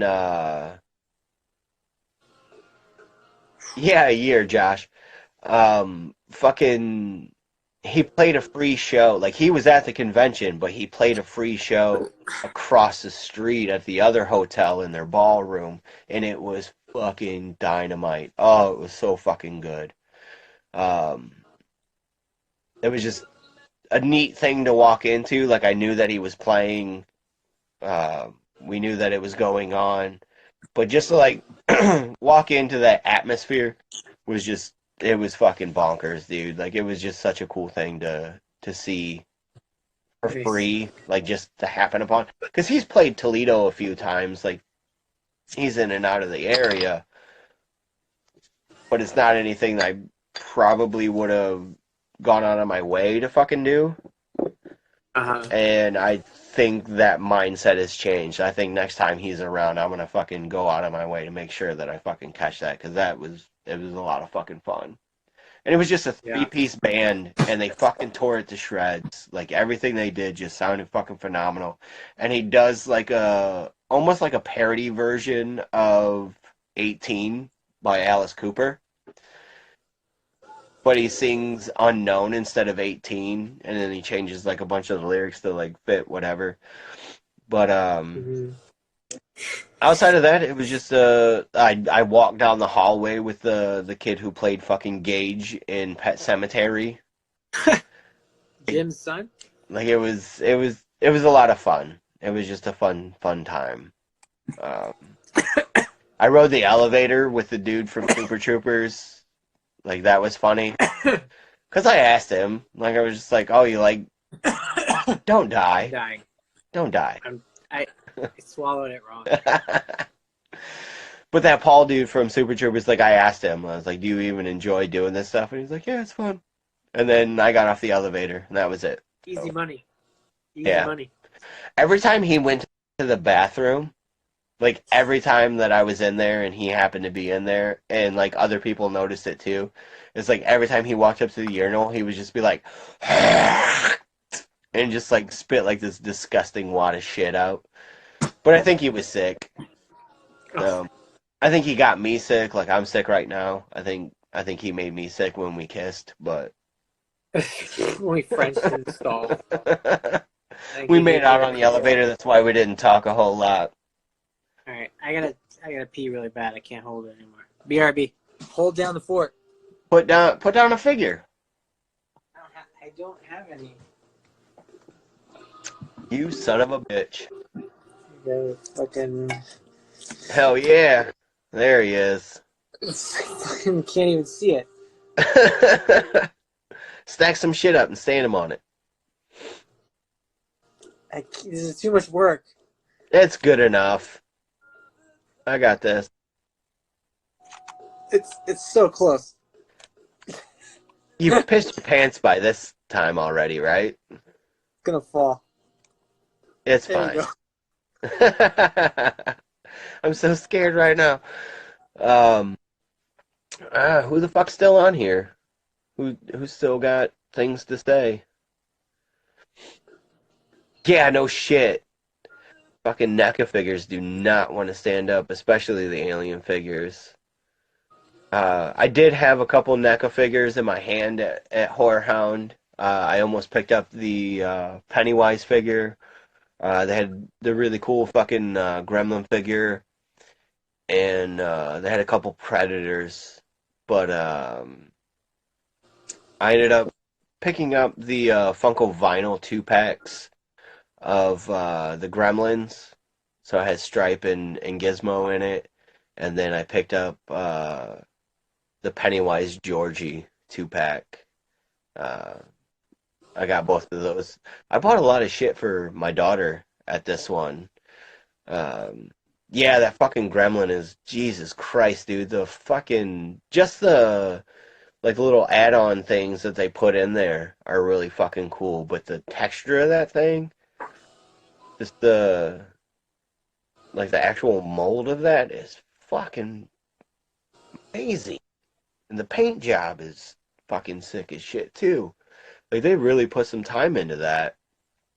Uh, there was a booth at the end of our aisle at Horrorhound that had like all the different figures, like the brain figure. They had the spider figure. They had the electricity figure, which I think if you pay for that electricity gremlin figure, you're a fucking idiot. Because it's literally just like a thin piece of fucking blue clear plastic that has a stand to it. Like it, and the fact that they would charge regular price for that is just outlandish. I think that shit is fucking stupid. But they did have a lot of cool fucking uh, different figures at that table. I really didn't go bonkers on myself this year, where I bought a lot of stuff for Vivian instead of myself. Um, I love my kid. What can I say? I can say that.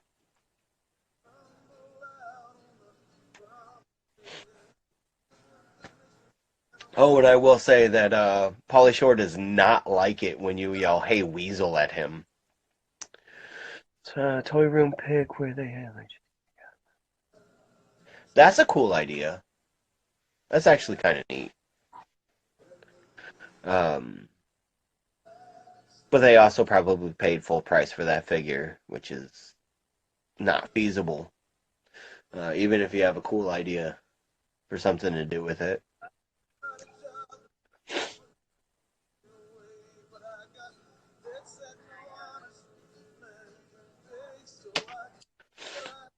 Ugh.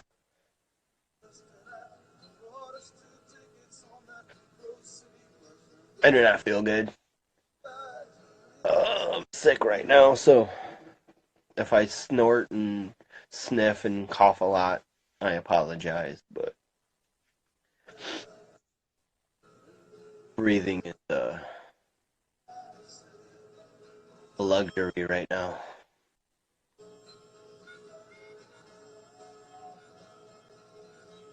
Well, I got Grandpa's cough medicine.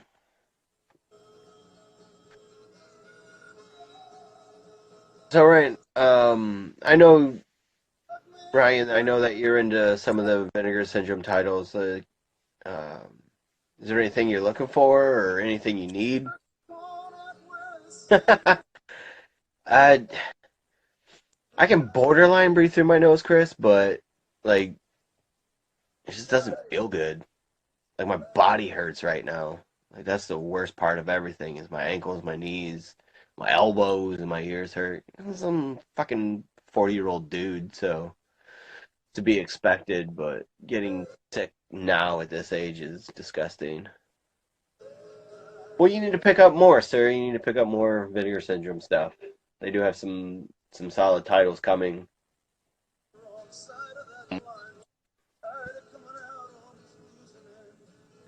Oh, you want that? Come to fucking Wasteland, and you can get it. Just kidding. If you want it, I can probably pick it up for you. Um, and then if you don't want to pay to get into Wasteland, fucking just drive to Wasteland, and I will hand it to you. But I will pick it up for you if that's what you want. Oh shit.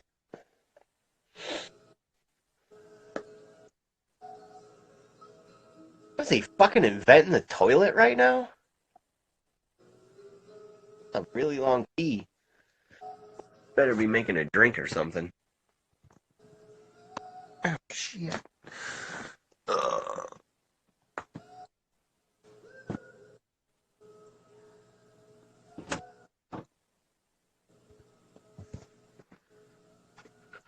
Besides, he is pooping. He's either pooping or inventing the toilet. Dude, I know. There's so many cool fucking good exploitations that that are out there. They do have Sweet Sweetback, and they have what's that? Was that Goodbye Brother Charles? His Peter fell off.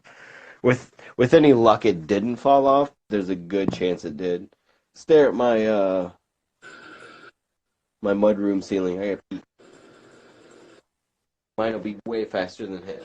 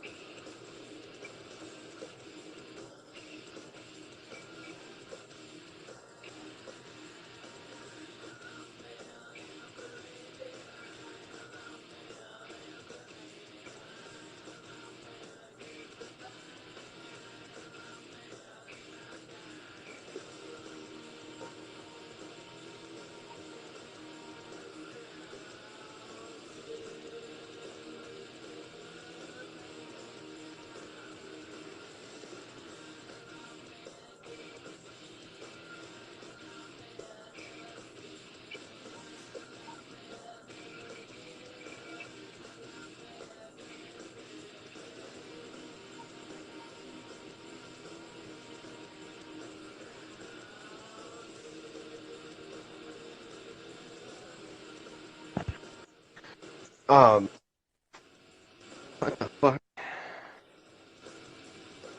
I have all there already. More stuff.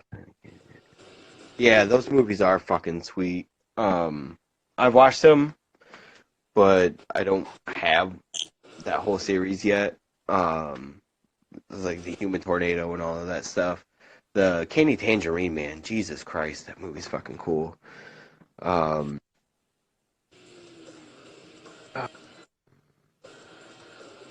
Have you seen any of the 42nd Street trailer stuff, Ryan? I know they put a couple comps out for those, and those are pretty cool. There's a lot of stuff from those that I would definitely like to see. Oh my god! Jesus Christ, man! Did you fucking invent the toilet or what? I was distracted. I was talking to my girlfriend's mom for a few minutes. Anyways, what did I miss? You're a fucking liar. You took a Christopher Columbus fucking pee. I did not. You had to go discover Rolling the new back. world. Good luck standing up a neck alien. Wah, wah, wah. The new Gremlin is cool. I'm going to read through all these comments now. I have Ultimate Gizmos. Oh, did you see the GameStop? What is the Gamer Gremlin? That one's cool. It comes with an arcade. That one's pretty dope. It's a GameStop exclusive. Yeah, that one's pretty fucking sweet too. Is Justin pooping? I was not pooping. I think his peener fell off. My peener is fine. Is that Rob Zombie playing? That was White Zombie. Pretty good though. Pretty good. Anyways. Pretty good. Pretty good. Anyways, I'm back and that's all that matters. Sorry for my absence. It's fine. You're fine. Fine with a Y. Fine.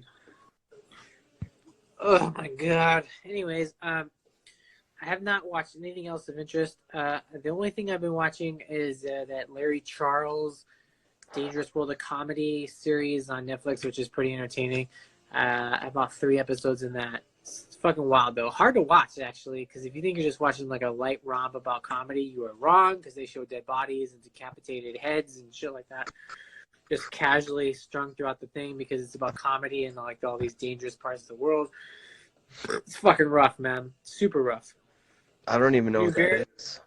Yeah, it's on Netflix. Larry Charles, who did Borat and Religulous and a bunch of other stuff, he's done a documentary series on Netflix about comedy and like dangerous parts of the world. It's a good show. It's very hard to watch at times, but also very interesting to have the hiccups right now. So I apologize. Is that the weird shit that fucking Kobiela sent the other day? I think I sent it. Did you send that? I know I sent that in the group chat. Yeah. Where like the dude just like blasts into that fucking lady. Oh man, I left and you lost Josh and Katie. What did you do? I don't know. Probably said some dumb shit. I don't know. I was talking about fucking blaxploitation movies with Ryan. I'm still waiting to hear Ryan Searle's hot takes on Captain Marvel that he texted me about last fucking weekend that he has not mentioned. Like, what are these special hot takes? Anybody? I'm so sad that we didn't get Josh on to do Phil Anselmo. He's such a coward. Mm-hmm. I would love to hear that. I would fucking die if I got to hear that. They're not fucking. They're not fucking. They're arguing about fucking him not doing it. She wanted him. They're to definitely do it. asleep in a pile of like variant copies of some stupid screamo band vinyl.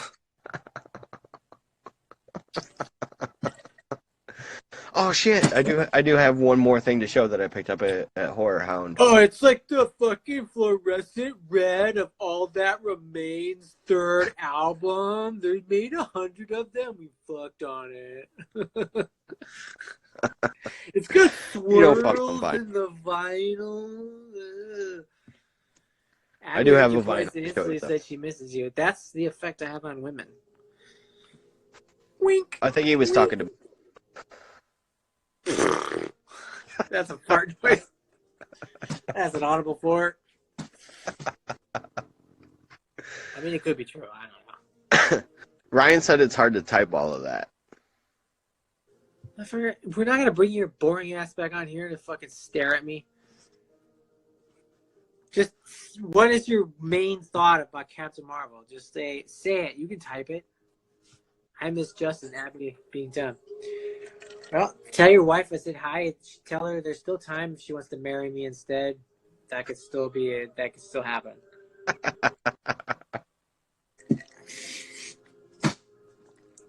What the fuck? I know. I'm very mean, Ryan. I'm sorry. I don't mean anything by it. I love you. You know, you are our first fan. He means everything by it. But no, like if you have anything, she is laughing really hard. That's not all she'd be doing really hard. With her husband. Jokes. I'm gonna be in your wedding soon. Jokes and jokes. Don't forget to invite Courtney to your wedding, so I can have somebody there that I actually like. Oh, I got one of those too. Where'd it go? Fuck. What did I do with that dumbass thing? That dumbass thing. All right, let's hold it up at the same time. Ready? Okay, hang on.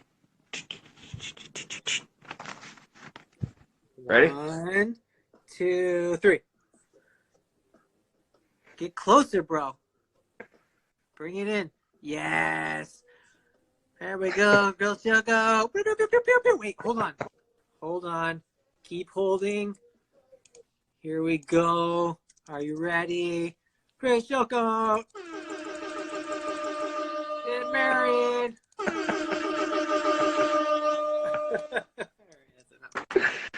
Fantastic. Are you going to invite Drew to your wedding? Are you going to invite all of 1530? Oh, you should play. Just have 1530 play. God, that would be great. Oh, that would be amazing. Dude, I would fucking die. I'll wear my 1530 extra large t-shirt under my fucking suit. And I'll tear my suit off. Only if they kick a fucking display of like the plastic baby Jesus. Like that has to happen. Damn, we lost everybody on that one. Good. Fuck them. No, fuck them. We want them to stay. You're all invited. genius. That saves me a fucking $1,000. Cheers. No 1530. That is lame. Who else was in that band? Andy Babcock. He's local. That doesn't even cost you any money. Yeah. He's Drew's right. the only fucking out-of-stater.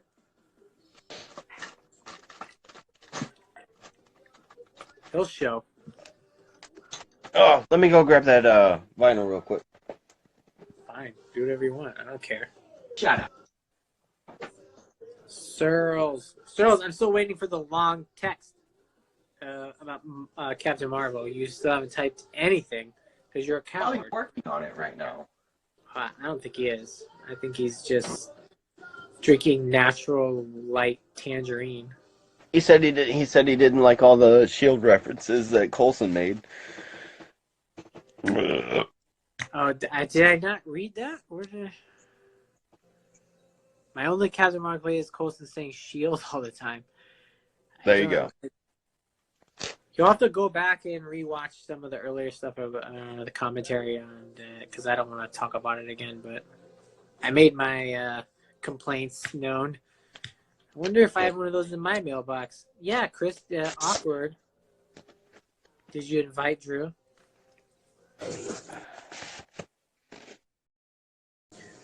You better. I mean, I would like to see. I mean, the perk of the Chris wedding is that like a lot of the people there I will actually like. So, That's good. so the more cool people you invite works better for me. So I have a better time, and that's really what your wedding is all about. Making sure I'm cool. If Drew was at the top of the list, he'd be a groomsman. Oh, zing! By the way, I have a toy that I bought. Who wants to see it? I do. It's all about you, We're Justin. here. It is. I'm actually gonna marry your wife on the day of your wedding, and that's your wedding. She's gonna be like, Chris, this was all an elaborate scheme to get Justin here. Now we're gonna marry, and you have to find somewhere else to live.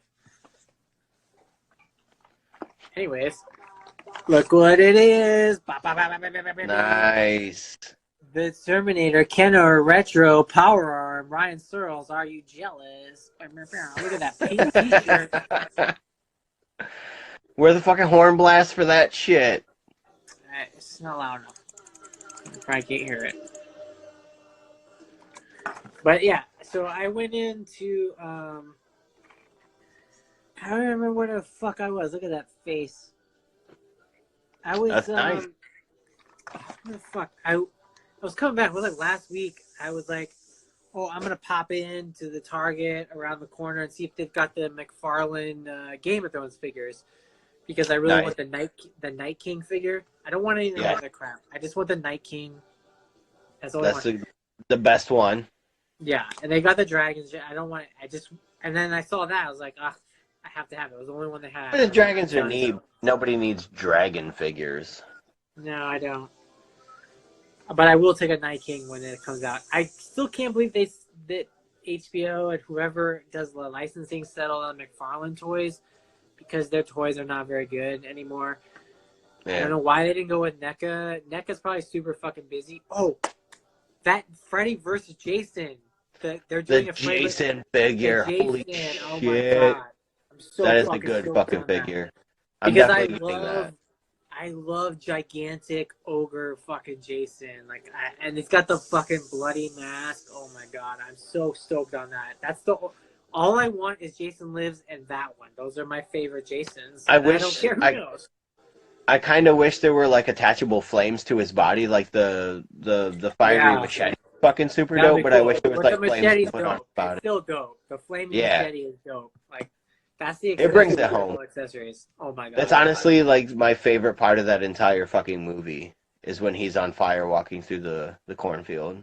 That movie's underrated as fuck. Like that movie is you were ever to do such a stupid fucking movie, that movie is actually really good for such a stupid fucking idea. Yeah. They did a really good job. Justin will be visiting your sister. Oh yeah, I'm gonna DM her right before the wedding and be like, hey, what's up? I'm gonna see you tomorrow. So I'm gonna show the record that I picked up at Horrorhound also. Or your dad. The soundtrack of Phantom of the Opera. Josh and I is gone. It's Phantom of the Paradise. Just kidding. But fucking Phantom of the Paradise, Paul Williams, Garrett Graham, fucking awesome movie. Super cool fucking soundtrack. If you're not familiar with Paul Williams, dude wrote like all the best fucking songs that you've ever fucking heard. All of them. Shit. He did a lot of stuff for the Muppets back in the day. Like Did he write shit. Ride or Die by the Rough Riders? Yes, he did, actually. Oh fuck, shit. Well, then you're right.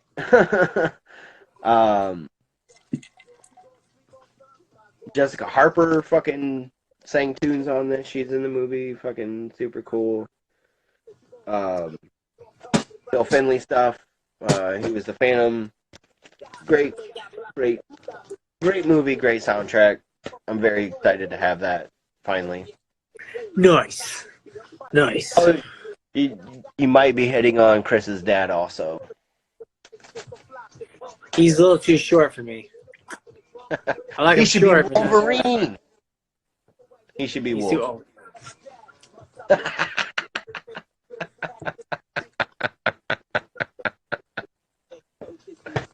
It'll be a fun wedding, though. It will be a fun wedding. I can't wait It's gonna for be a it. fun wedding. Any Good wedding time. where I am there, solid fucking wedding. Do you remember? That Courtney, makes sense, bro. Do you remember your first wedding and my first best man speech? Do you remember it at all? Vaguely. Vaguely. Let me tell you about vaguely Courtney's first speech where I was still in high school, wearing a Goodwill tux or suit, also very drunk, underage. And then Because we keep it classy. They were not supposed to tell, like, I was not supposed to go on. I specifically requested, I'm not going to do a speech or anything like that. That's it. And so, but eventually it happened. There was a miscommunication. And I wanted it to happen. I got, like, handed a fucking microphone. That's why it happened. Because I wanted it. It was basically just, I was like, I was basically like, oh, well, she's cool, he's cool, now they're cool together. That's what I said. Yeah. I do remember that. Completely tanked on, like, beer. Like, I was, like, fucking so drunk. And I was like, I didn't know what to say. I was like, she's cool, and he's cool, and now they're cool together. And, like, that was, like, a fucking brilliant speech, bro. And I just remember, like, there was a few grown adults looking at me like, this teenager's drunk. Like, you know? I'm pretty sure I still cried about it. It touched my heart. Well, I spent more time on your second wedding speech. I actually wrote that one up. I typed that on Microsoft Word. And that one had a joke. Opening joke. The reception, right? Yeah, the receptioning, I had the opening line joke. Do you remember?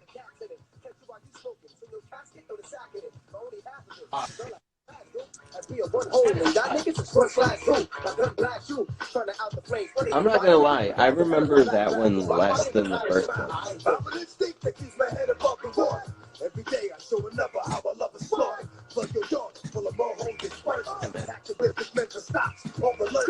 Wait, what? I was saying, I think I remember the first one more than the second one. Really? Which is The kind of second terrible. one, I actually spent some time on it. I only remember, because I wrote it out in Microsoft Word, and Microsoft Word is the bomb. Hold on. Microsoft Word is the bomb.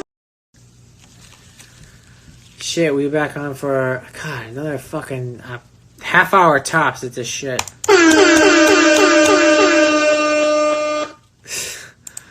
Chilko, welcome back. So I snatch up my man and hit the gambling spot. 20 grand is got. When nigga shot, when nigga left what used to be a test. Now a mess under his fucking vest.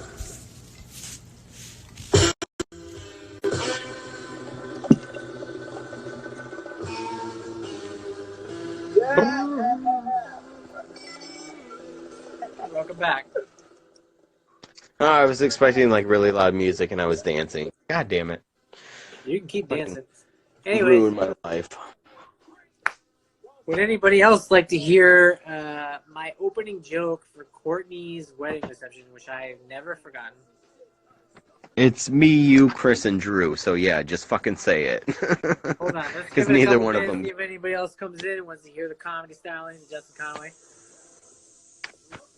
Oh, shit. Abby says yes. Abby always says yes to me, Chris. That's why we're getting married. Hold on. I really gotta be better about the fucking thing.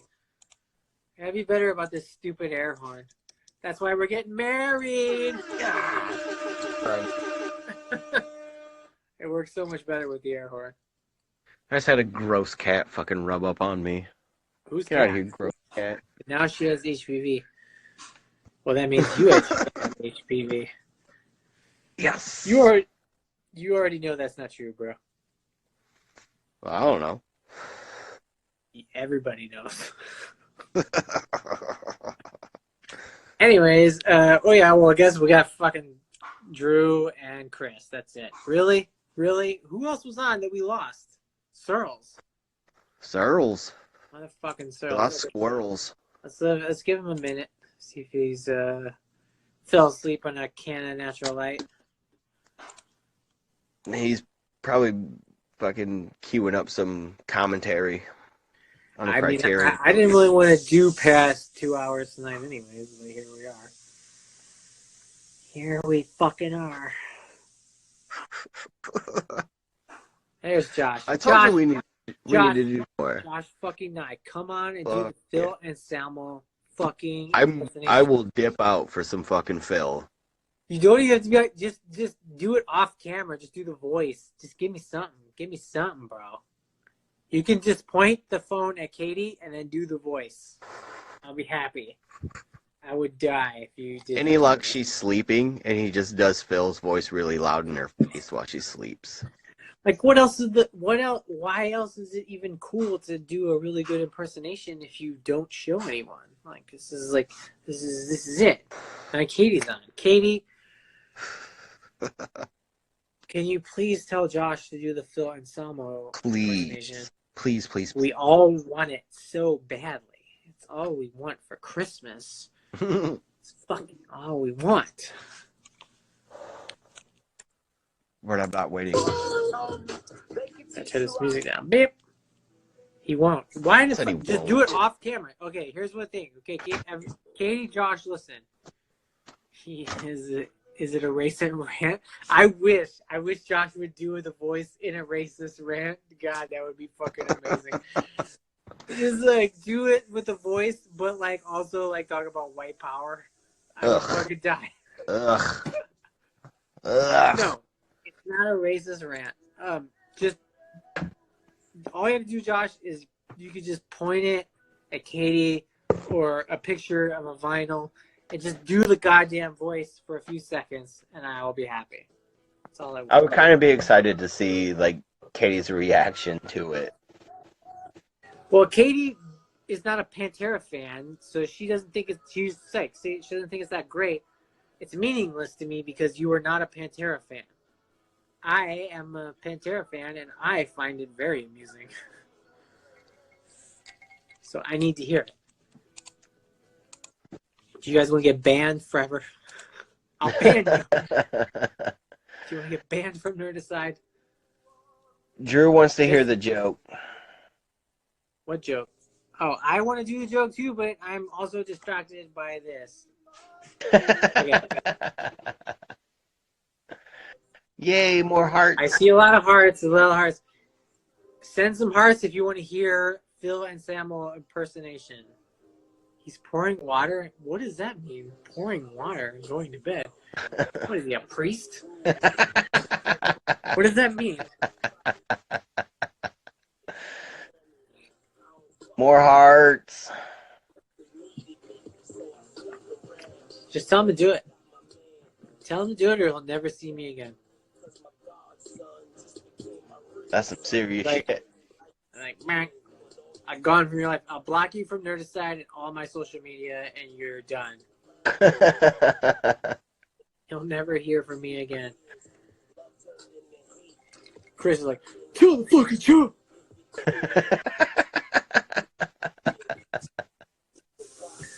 Alright, let me think. What's the joke? What was the joke? Let me turn this rap down. What do you, hold on. It's there. It's there. It's always there, but I gotta get it. I gotta get it right. You can only deliver a joke one time. You don't even remember it. Nope. Nope. I remember it. You just gotta get the wording right.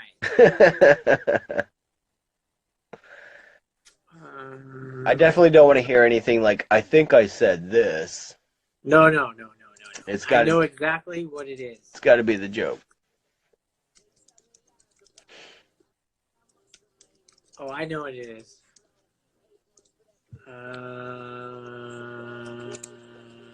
Okay. Are you ready? Yes. Are you ready for Courtney's? Okay, so Courtney got married, and then he had a Halloween-themed reception in October of 2009. I which did. I came home for with an ex-girlfriend who was a total cunt rag. Huge cunt rag, hate her guts. I hope she has AIDS. No, okay, I don't really mean that. I hope she has herpes, not AIDS. Herpes. Just herpes. Just her. Was it Women Be Shopping? No, it wasn't. It was close. Okay. So I wrote this dumbass thing, and I was like, I literally wrote in the thing, I was like, I'm gonna open with a joke, and I said, what do you call a honeymoon salad? And no one knew, and I said, let us alone. That was the joke, and believe it or not, people laughed. And then I continued on with the rest of the things that I said. But that was the joke. That was the amazing joke. Let us alone, honeymoon salad. I remember it. I'll never forget it. Even though you already did once and had to remember. No, because I wanted to get the wording just right. I knew it was about salad. I knew it was a salad joke. It was a salad. I knew the punch. I knew the fucking end of it, but I couldn't remember exactly the wording right. But it was for sure that. And yeah, because I remember Googling like wedding jokes. Beep bop boop beep. Boop, beep. And I was like, this one's so stupid. I was like, this is perfect. It was fucking perfect, and it was like it worked. And then I remember because Erica was after me, and she was like, "Oh, how am I supposed to follow that joke?" And that's what she said before she started talking. I remember it. Abby hates it. Please throw your save the date away.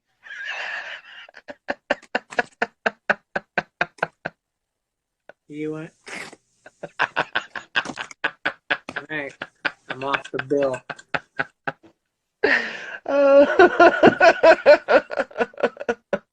So Abby to suck 2 cocks. Dos Equis. No suckies. Shout out anybody who is speed tapping through the Captain Marvel and Avengers trailer and has gotten to this point and is like, what is happening right now? Just madness. Shut up, say you rip it. Well, you know what? Shut up, say you ripped it. It shouldn't be so rude. That's what I say. I also agree. Thank you, Drew, for you are a person who appreciates good comedy. That's a solid fucking joke. It's so good. Also, there's no better wedding joke. Let us alone. It's perfect. That's why I'm the best man. Chris, That's why you were the best man. Wedding, you would get a joke, but you know what you're getting? Josh Huff. And he's probably going to like wear a triceratops and pug suit, and you're going to be like, wish he was just, man. Let's be honest. I should be the best man at all of you guys' weddings. Let's be really real. I'm the glue. Just know that every time I get married, you'll be my best man. Yes, thank you. Thank you. Well, I can't wait till round 3. Hopefully I still have any hair left. Find the next one. Getting pretty slim pickings up there, so the next one. It's coming back nicely. I'll be lucky to make it to my own goddamn wedding. Chris says Josh will be wearing pug slippers. That sounds right. But it'll actually be his 2 dogs that he's just jammed his feet into their assholes. I'm gonna do a GoFundMe for Josh to tell the joke. If you could get Josh to do my joke at Chris's wedding, I'll give you $100. I'll Venmo you $100. Not Josh, but I'll Venmo you, since it was you, Drew. I'll send you $100. We'll get him to do it.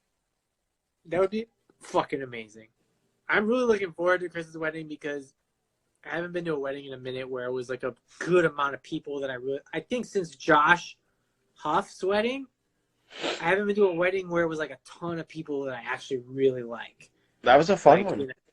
Yeah, that was super fucking fun. That was a wild ass wedding. Had some bathroom adventures, had some fucking dancing. That was a solid fucking wedding. But like the after party shit was fun as fuck. I don't even know. I was at like I think it was at like Andy's brother's house. Yeah, we were at Andy's brother's house. Yeah, that was a good time. I was drinking like in a parking lot. Drinking like whiskey in a parking lot or something. Yeah, that shit got bonkers, man. What was the fucking best man speech? I don't remember. Did Chris do that? I have terrible memory. Because if it's not about me, my brain is like, goodbye. I just remember there wasn't a lot of liquor, and I had to go out like in a parking lot and drink with somebody. We did have to drink in the parking lot. That's not a good thing. That's like a minus thing. There was keg beer and junk, but yeah, keg beer. I remember having to go outside to drink liquor though. Yeah. It was like a big secret. I gave the speech as an award winning of the best man. I wish I could tell you that I remember. Only things I only have a few memories of that wedding. Some I will not say on this fucking live stream because they are fucked up and gross. But also, I was wearing a really tight suit because I was 4% body fat. And I drank in a parking lot. And that's all I remember. That's all we need to know. That's all we need to know. Chris, Chris is a former bartender. I would assume that he has fucking liquor. I would hope that Chris is bartending during his own wedding.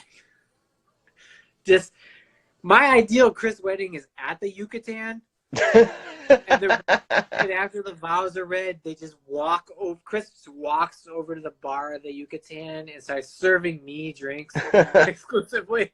They get married on like the hill out back, that stupid fucking fake hill in front of the water. Yeah, exactly. Oh my god, that would be so beautiful for the photos. And then, like, he could make some like blue and green shots for Abby and all the bridesmaids, and then like we could all have fucking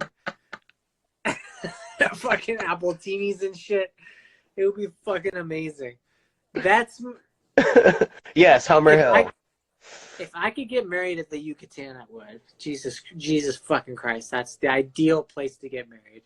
If Justin, if you and Rosina got married at the Yucatan, I would pay for that shit. And I have like $0, but I would pool all my fucking money together to make sure that you got married at the Yucatan. I'm 100% sure that Rosina would leave me if I suggested it. That makes sense. Makes sense. She would literally be like, this was already on thin ice. And now I see that you should really think this over. Chris says he would bartend it and help pay for it. Yes, it's going to happen. Hope so. Yeah. I would hope so. Drew said he would help fucking pay for it. It's happening. It's Send happening. send me all of your wedding money. Send it to me.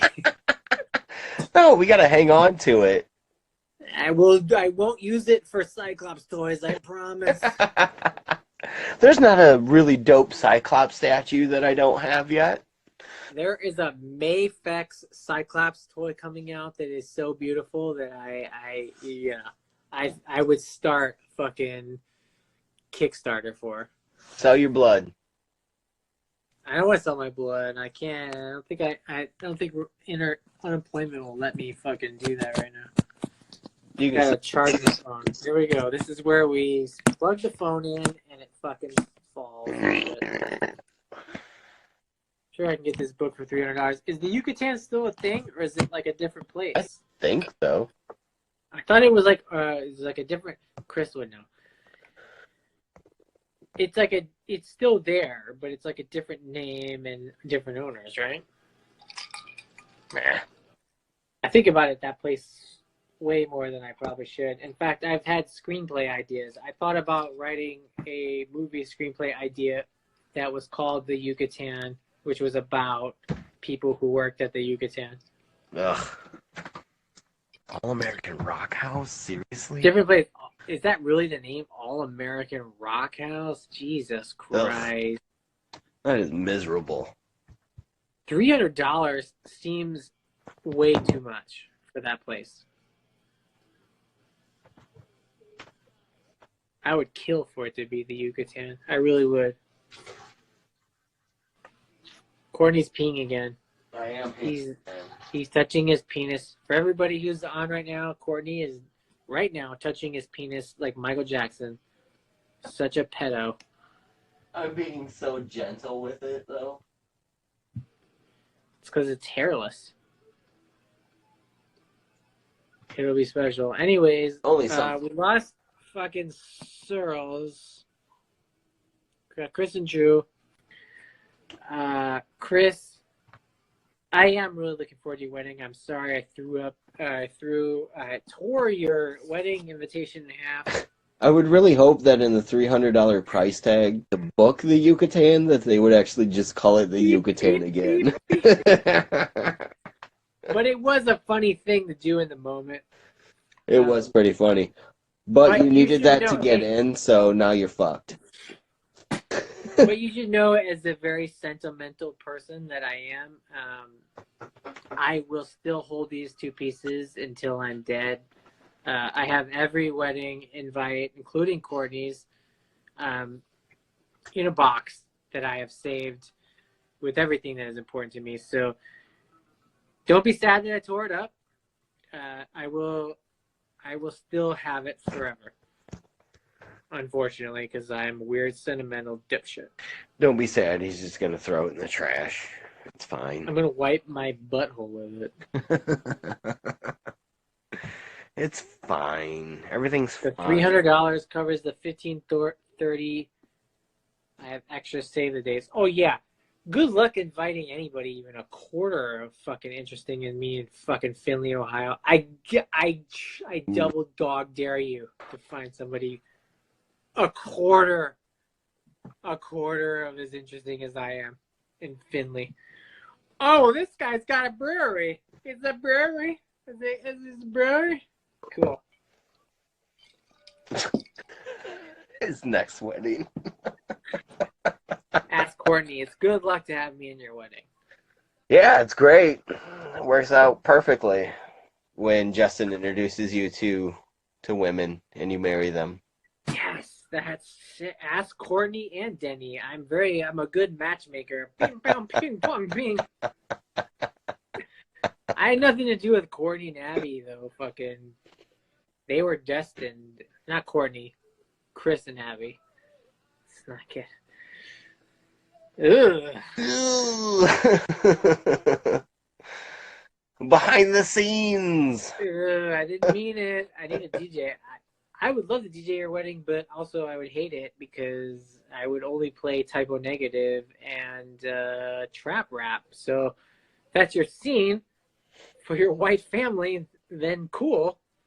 But I doubt they're going to be into it. Oh, hey, I thought of a movie I watched recently. That's new. That Hey, we know we're talking about movies I here. forgot I watched. God damn it. I watched Alita, Battle Angel. Where did you watch that? The theater? No. Watch that shit on my Fire Stick, son. Oh, Fire Stick. You're one of those bootlegging pieces of shit. Finley Mall. Chris, you should have got married at the Finley Mall. Like right in the goddamn center. Oh my god. You said should have, like he got married already. He's not married yet. There's still time.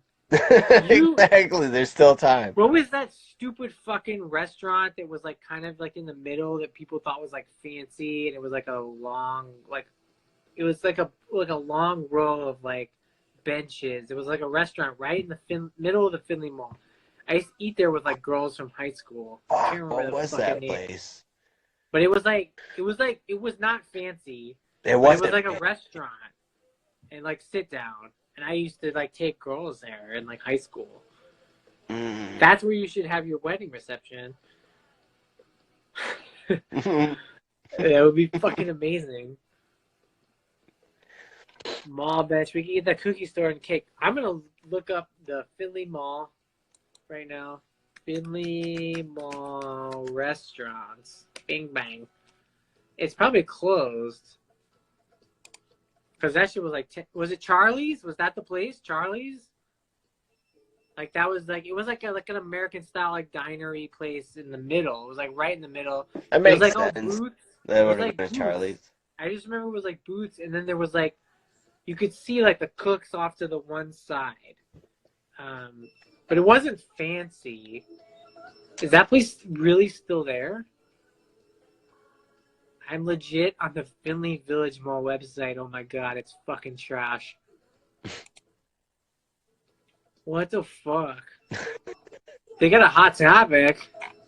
Oh, actually, Lynn was at the mall today with Vivian. They were selling Girl Scout cookies and shit. Charlie's Coney Island? Was that really it, though? Is that really the place I'm thinking of?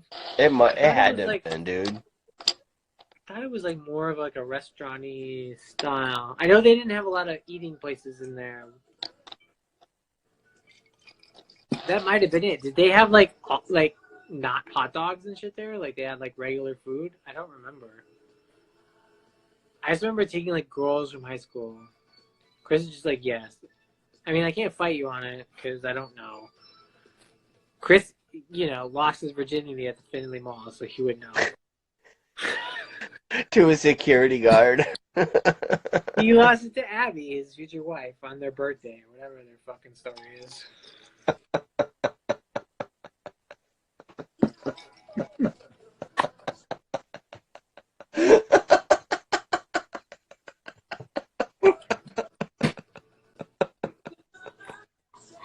I'm trying not to choke on my drink. Oh, that's so stupid. I mean, no disrespect.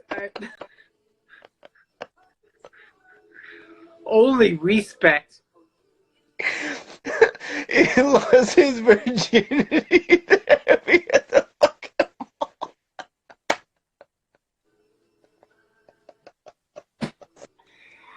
Oh, God. It makes so much sense. It's been a long week. Oh, man. Jesus Christ. That's way too funny. Drew knows the song.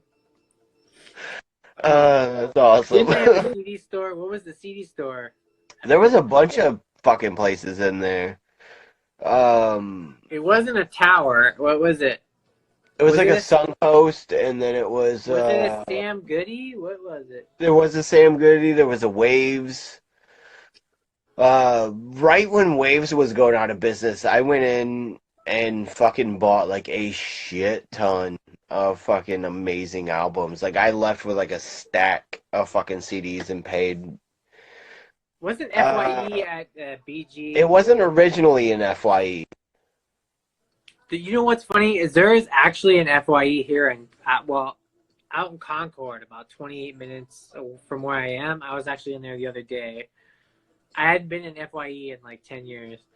That C-store was where Justin told the best joke ever. Please tell me, please tell me, please tell me, please tell me. What was the best joke I told at the CD store? Please, Jesus Christ. Let us alone. Let us alone.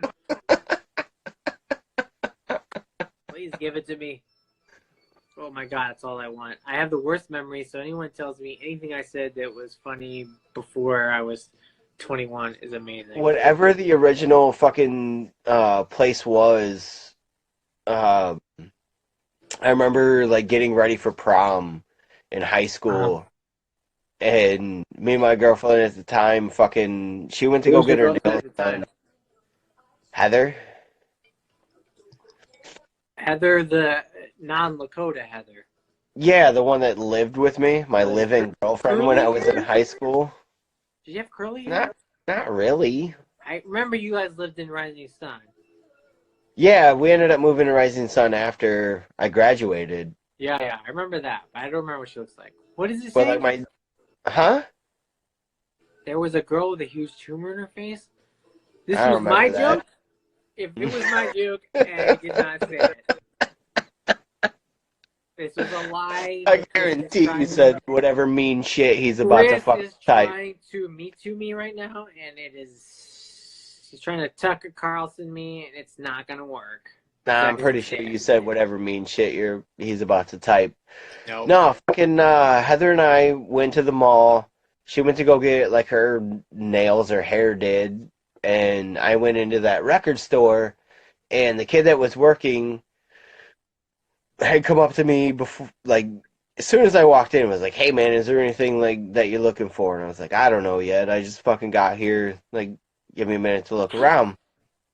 So fucking he comes up maybe like 20 minutes later, and he was like, "Hey, just so you know, like none of the security stuff is on. Like this is a Saturday." So he's like, "None of the security stuff's on. So like whatever you want, man. Like you can just have it." And I was like, "Okay, thanks, guy." So I was like, "Hey, do you have the new Pennywise?" Because the Black Pennywise album was out at the time, and that had just come out. So fucking I grabbed that, and then I grabbed I think it was Tenchi Muyo in Love on VHS. And I go up to the counter, and I'm talking to him like I'm pretending to pay for it, basically. Like I pretend to hand him money, whatever. Uh-huh. And then I get to the doorway where like the sensors are, and I'm like, I still don't believe this kid. Like he probably setting me up or whatever. So I like swung my bag through it, and they didn't go off. So in like one like motion, like I follow my bag through it, and then like walk out. And I immediately go to where Heather was, my ex-girlfriend was, and I'm like, "I need the keys to the car right now." And she's like, "What?" I was like, "Just give me the keys to the car. Like, I gotta go to the car." So I took my shit out to the car and, like, tucked it under the fucking seat and then went back into the fucking mall. And I should have went and got more. Like, in retrospect, I should have went and fucking, like, took advantage of the shit. But I didn't, because I'm not an asshole. What? Slight asshole for stealing in the first place. But, yeah, like, that shit was funny to me. Wow. That's a story of me stealing stuff. I got lots of stealing stories, but I'm still curious about what this joke was. I told the best joke ever. Yeah, what's a joke? I think he's already gone. Everyone's off this shit. Chris already left. He's like, "Guess what the best joke is?" Anyways, goodbye. I'm gonna leave. Hi, Heather. It's about time for me to get off this bitch. Fuck it. Not yet. Bro, You're fine. I have My friend Heather just jumped on. important matters to attend to. Hey, hi, hello. You mean a dump? You got poop a little bit? No. If only. Good. You just woke up, huh? Well, good morning. Good morning. I'm gonna go pee. I'll be back.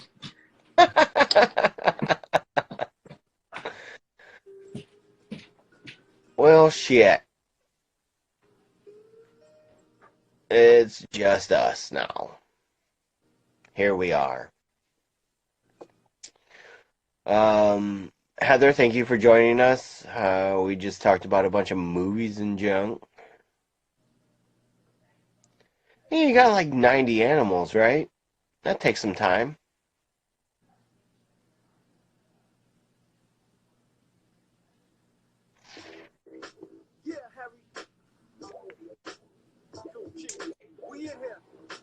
Nice. Yeah, we talked about some movies and junk. I showed a bunch of shit that I bought earlier last weekend at Horrorhound, the cool movie convention I went to. Not including the fish? Jesus Christ. How many fishes you got? I said fishes like a dumb asshole. Fish would have sufficed.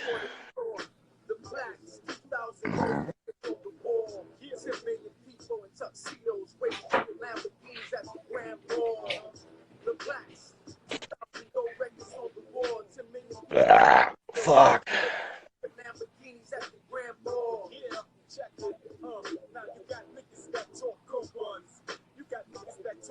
Just when he killed all the others, he sounds like a badass fish. This is straight up fucking monster. Murdering everyone. Oh my god, okay. I'm back for Oh! a few more minutes.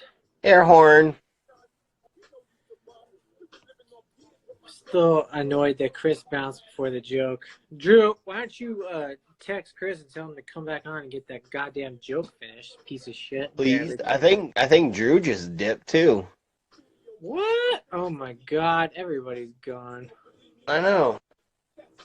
That's why you gotta bounce at the 3-hour mark. It's gotta go. I guess, but how do you look at the people that are watching? You hit the little thing at the top. Oh, there it is. I see it. It's me, you, and Heather. I'm gonna I typed to Chris. Tell him to go fuck himself. And I hope his wedding's ruined. And if it doesn't get ruined, I will ruin it personally. I hope somebody does. You just need to stand up during the wedding and profess your love for Abby. I will fucking do that. I have to do it in front of my girlfriend. I'll do it in front of everyone. I don't give a fuck. Like, as soon as they're like, is there anybody here who objects to these two getting married? You just stand up and be like, I do, god damn it. Chris is texting me back, but he's just texting? Well, messaging me on Facebook. What a dickhole. Drew's back. Drew, Droogel's back. Chris says he can't log back in. Chris just got the rest of the story. Probably a good thing Chris got off here. He told me the story. Well, when it like lands on tumor face, like it's probably for the best. I mean, it doesn't. Drew, fucking DM Justin and I the rest of that joke, please. Well, Chris already fucking messaged me on Facebook. He said, you yelled, quote, ah, Morlock, quote, very loudly, and I fell to the floor laughing so hard. She looked right at us. Important side note, I was very young. You called her a fucking Morlock? Hey, man, I was a kid. I don't know no better.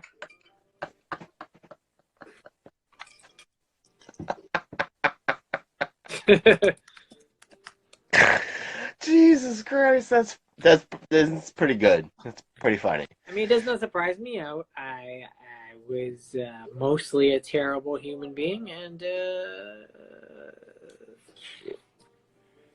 It's also kind of funny, so it does sound like me. So if we get canceled, if Nerdicide is canceled, I'm sorry. 2019, we can. You can't say Morlock. I can't say Morlock. Chris is texting me a picture of him not being able to log back in. What the hell? I don't know. Like you can't log into Instagram? Yeah, you can't get logged back on here, I guess. That's lame. That's We should super call lame. it soon, anyways, because It's about that time. We have nothing left to talk about. Not Shout out really. to Heather for coming on the last 10 minutes. Good Appreciate it. Everybody who stopped by. Hopefully next time we have an actual guest. Hopefully. Wesley. Or anybody. Give me 1 second. Come on. I wouldn't mind doing a Drew redo over at some point as well, since I didn't get to record the last time Drew was on as well. Now that I do the screen recording, it's nice to have. I actually can keep all of these fucking long monstrosities, which I've been doing, and making little edits and shit. So Drew, anytime you want to come back on for like a half hour, 40 minutes, let me know. That applies to pretty much anybody who wants to come on for an extended period of time. We will welcome you. Good night, Morlocks. Yes, good night. Hey, I don't know if you noticed or not, but this was like one of the first nights where we didn't just have like a spinning fucking circle for either one of our faces.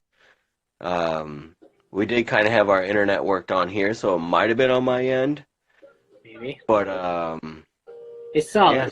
It's been solid all night, and I'm appreciative. It was a better go this time. One of these Saturdays I watch the whole thing. Yeah, it's really difficult to get up at whatever time. It's 10 what o'clock. time? It's Chris is back. 1:25. Chris, you were just in time to watch us You all say goodbye. son of a bitch. Way to be late to your own party. We're about to get off this thing because it's been fucking way too long. 3 hours, and I gotta go.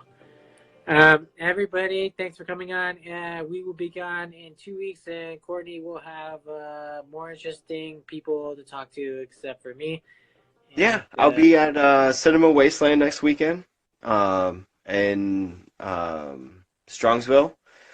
Hopefully Wes and Zach and maybe James. I don't know if James will participate or not, but I should definitely have a rogues gallery of shitballs to fucking talk at you guys. So nice. Episode 5. Episode 5 is done. We're done. Goodbye. I love you all, Courtney. I love you. I love you too, buddy. I love you, everybody. Good night, you Morlock scum. You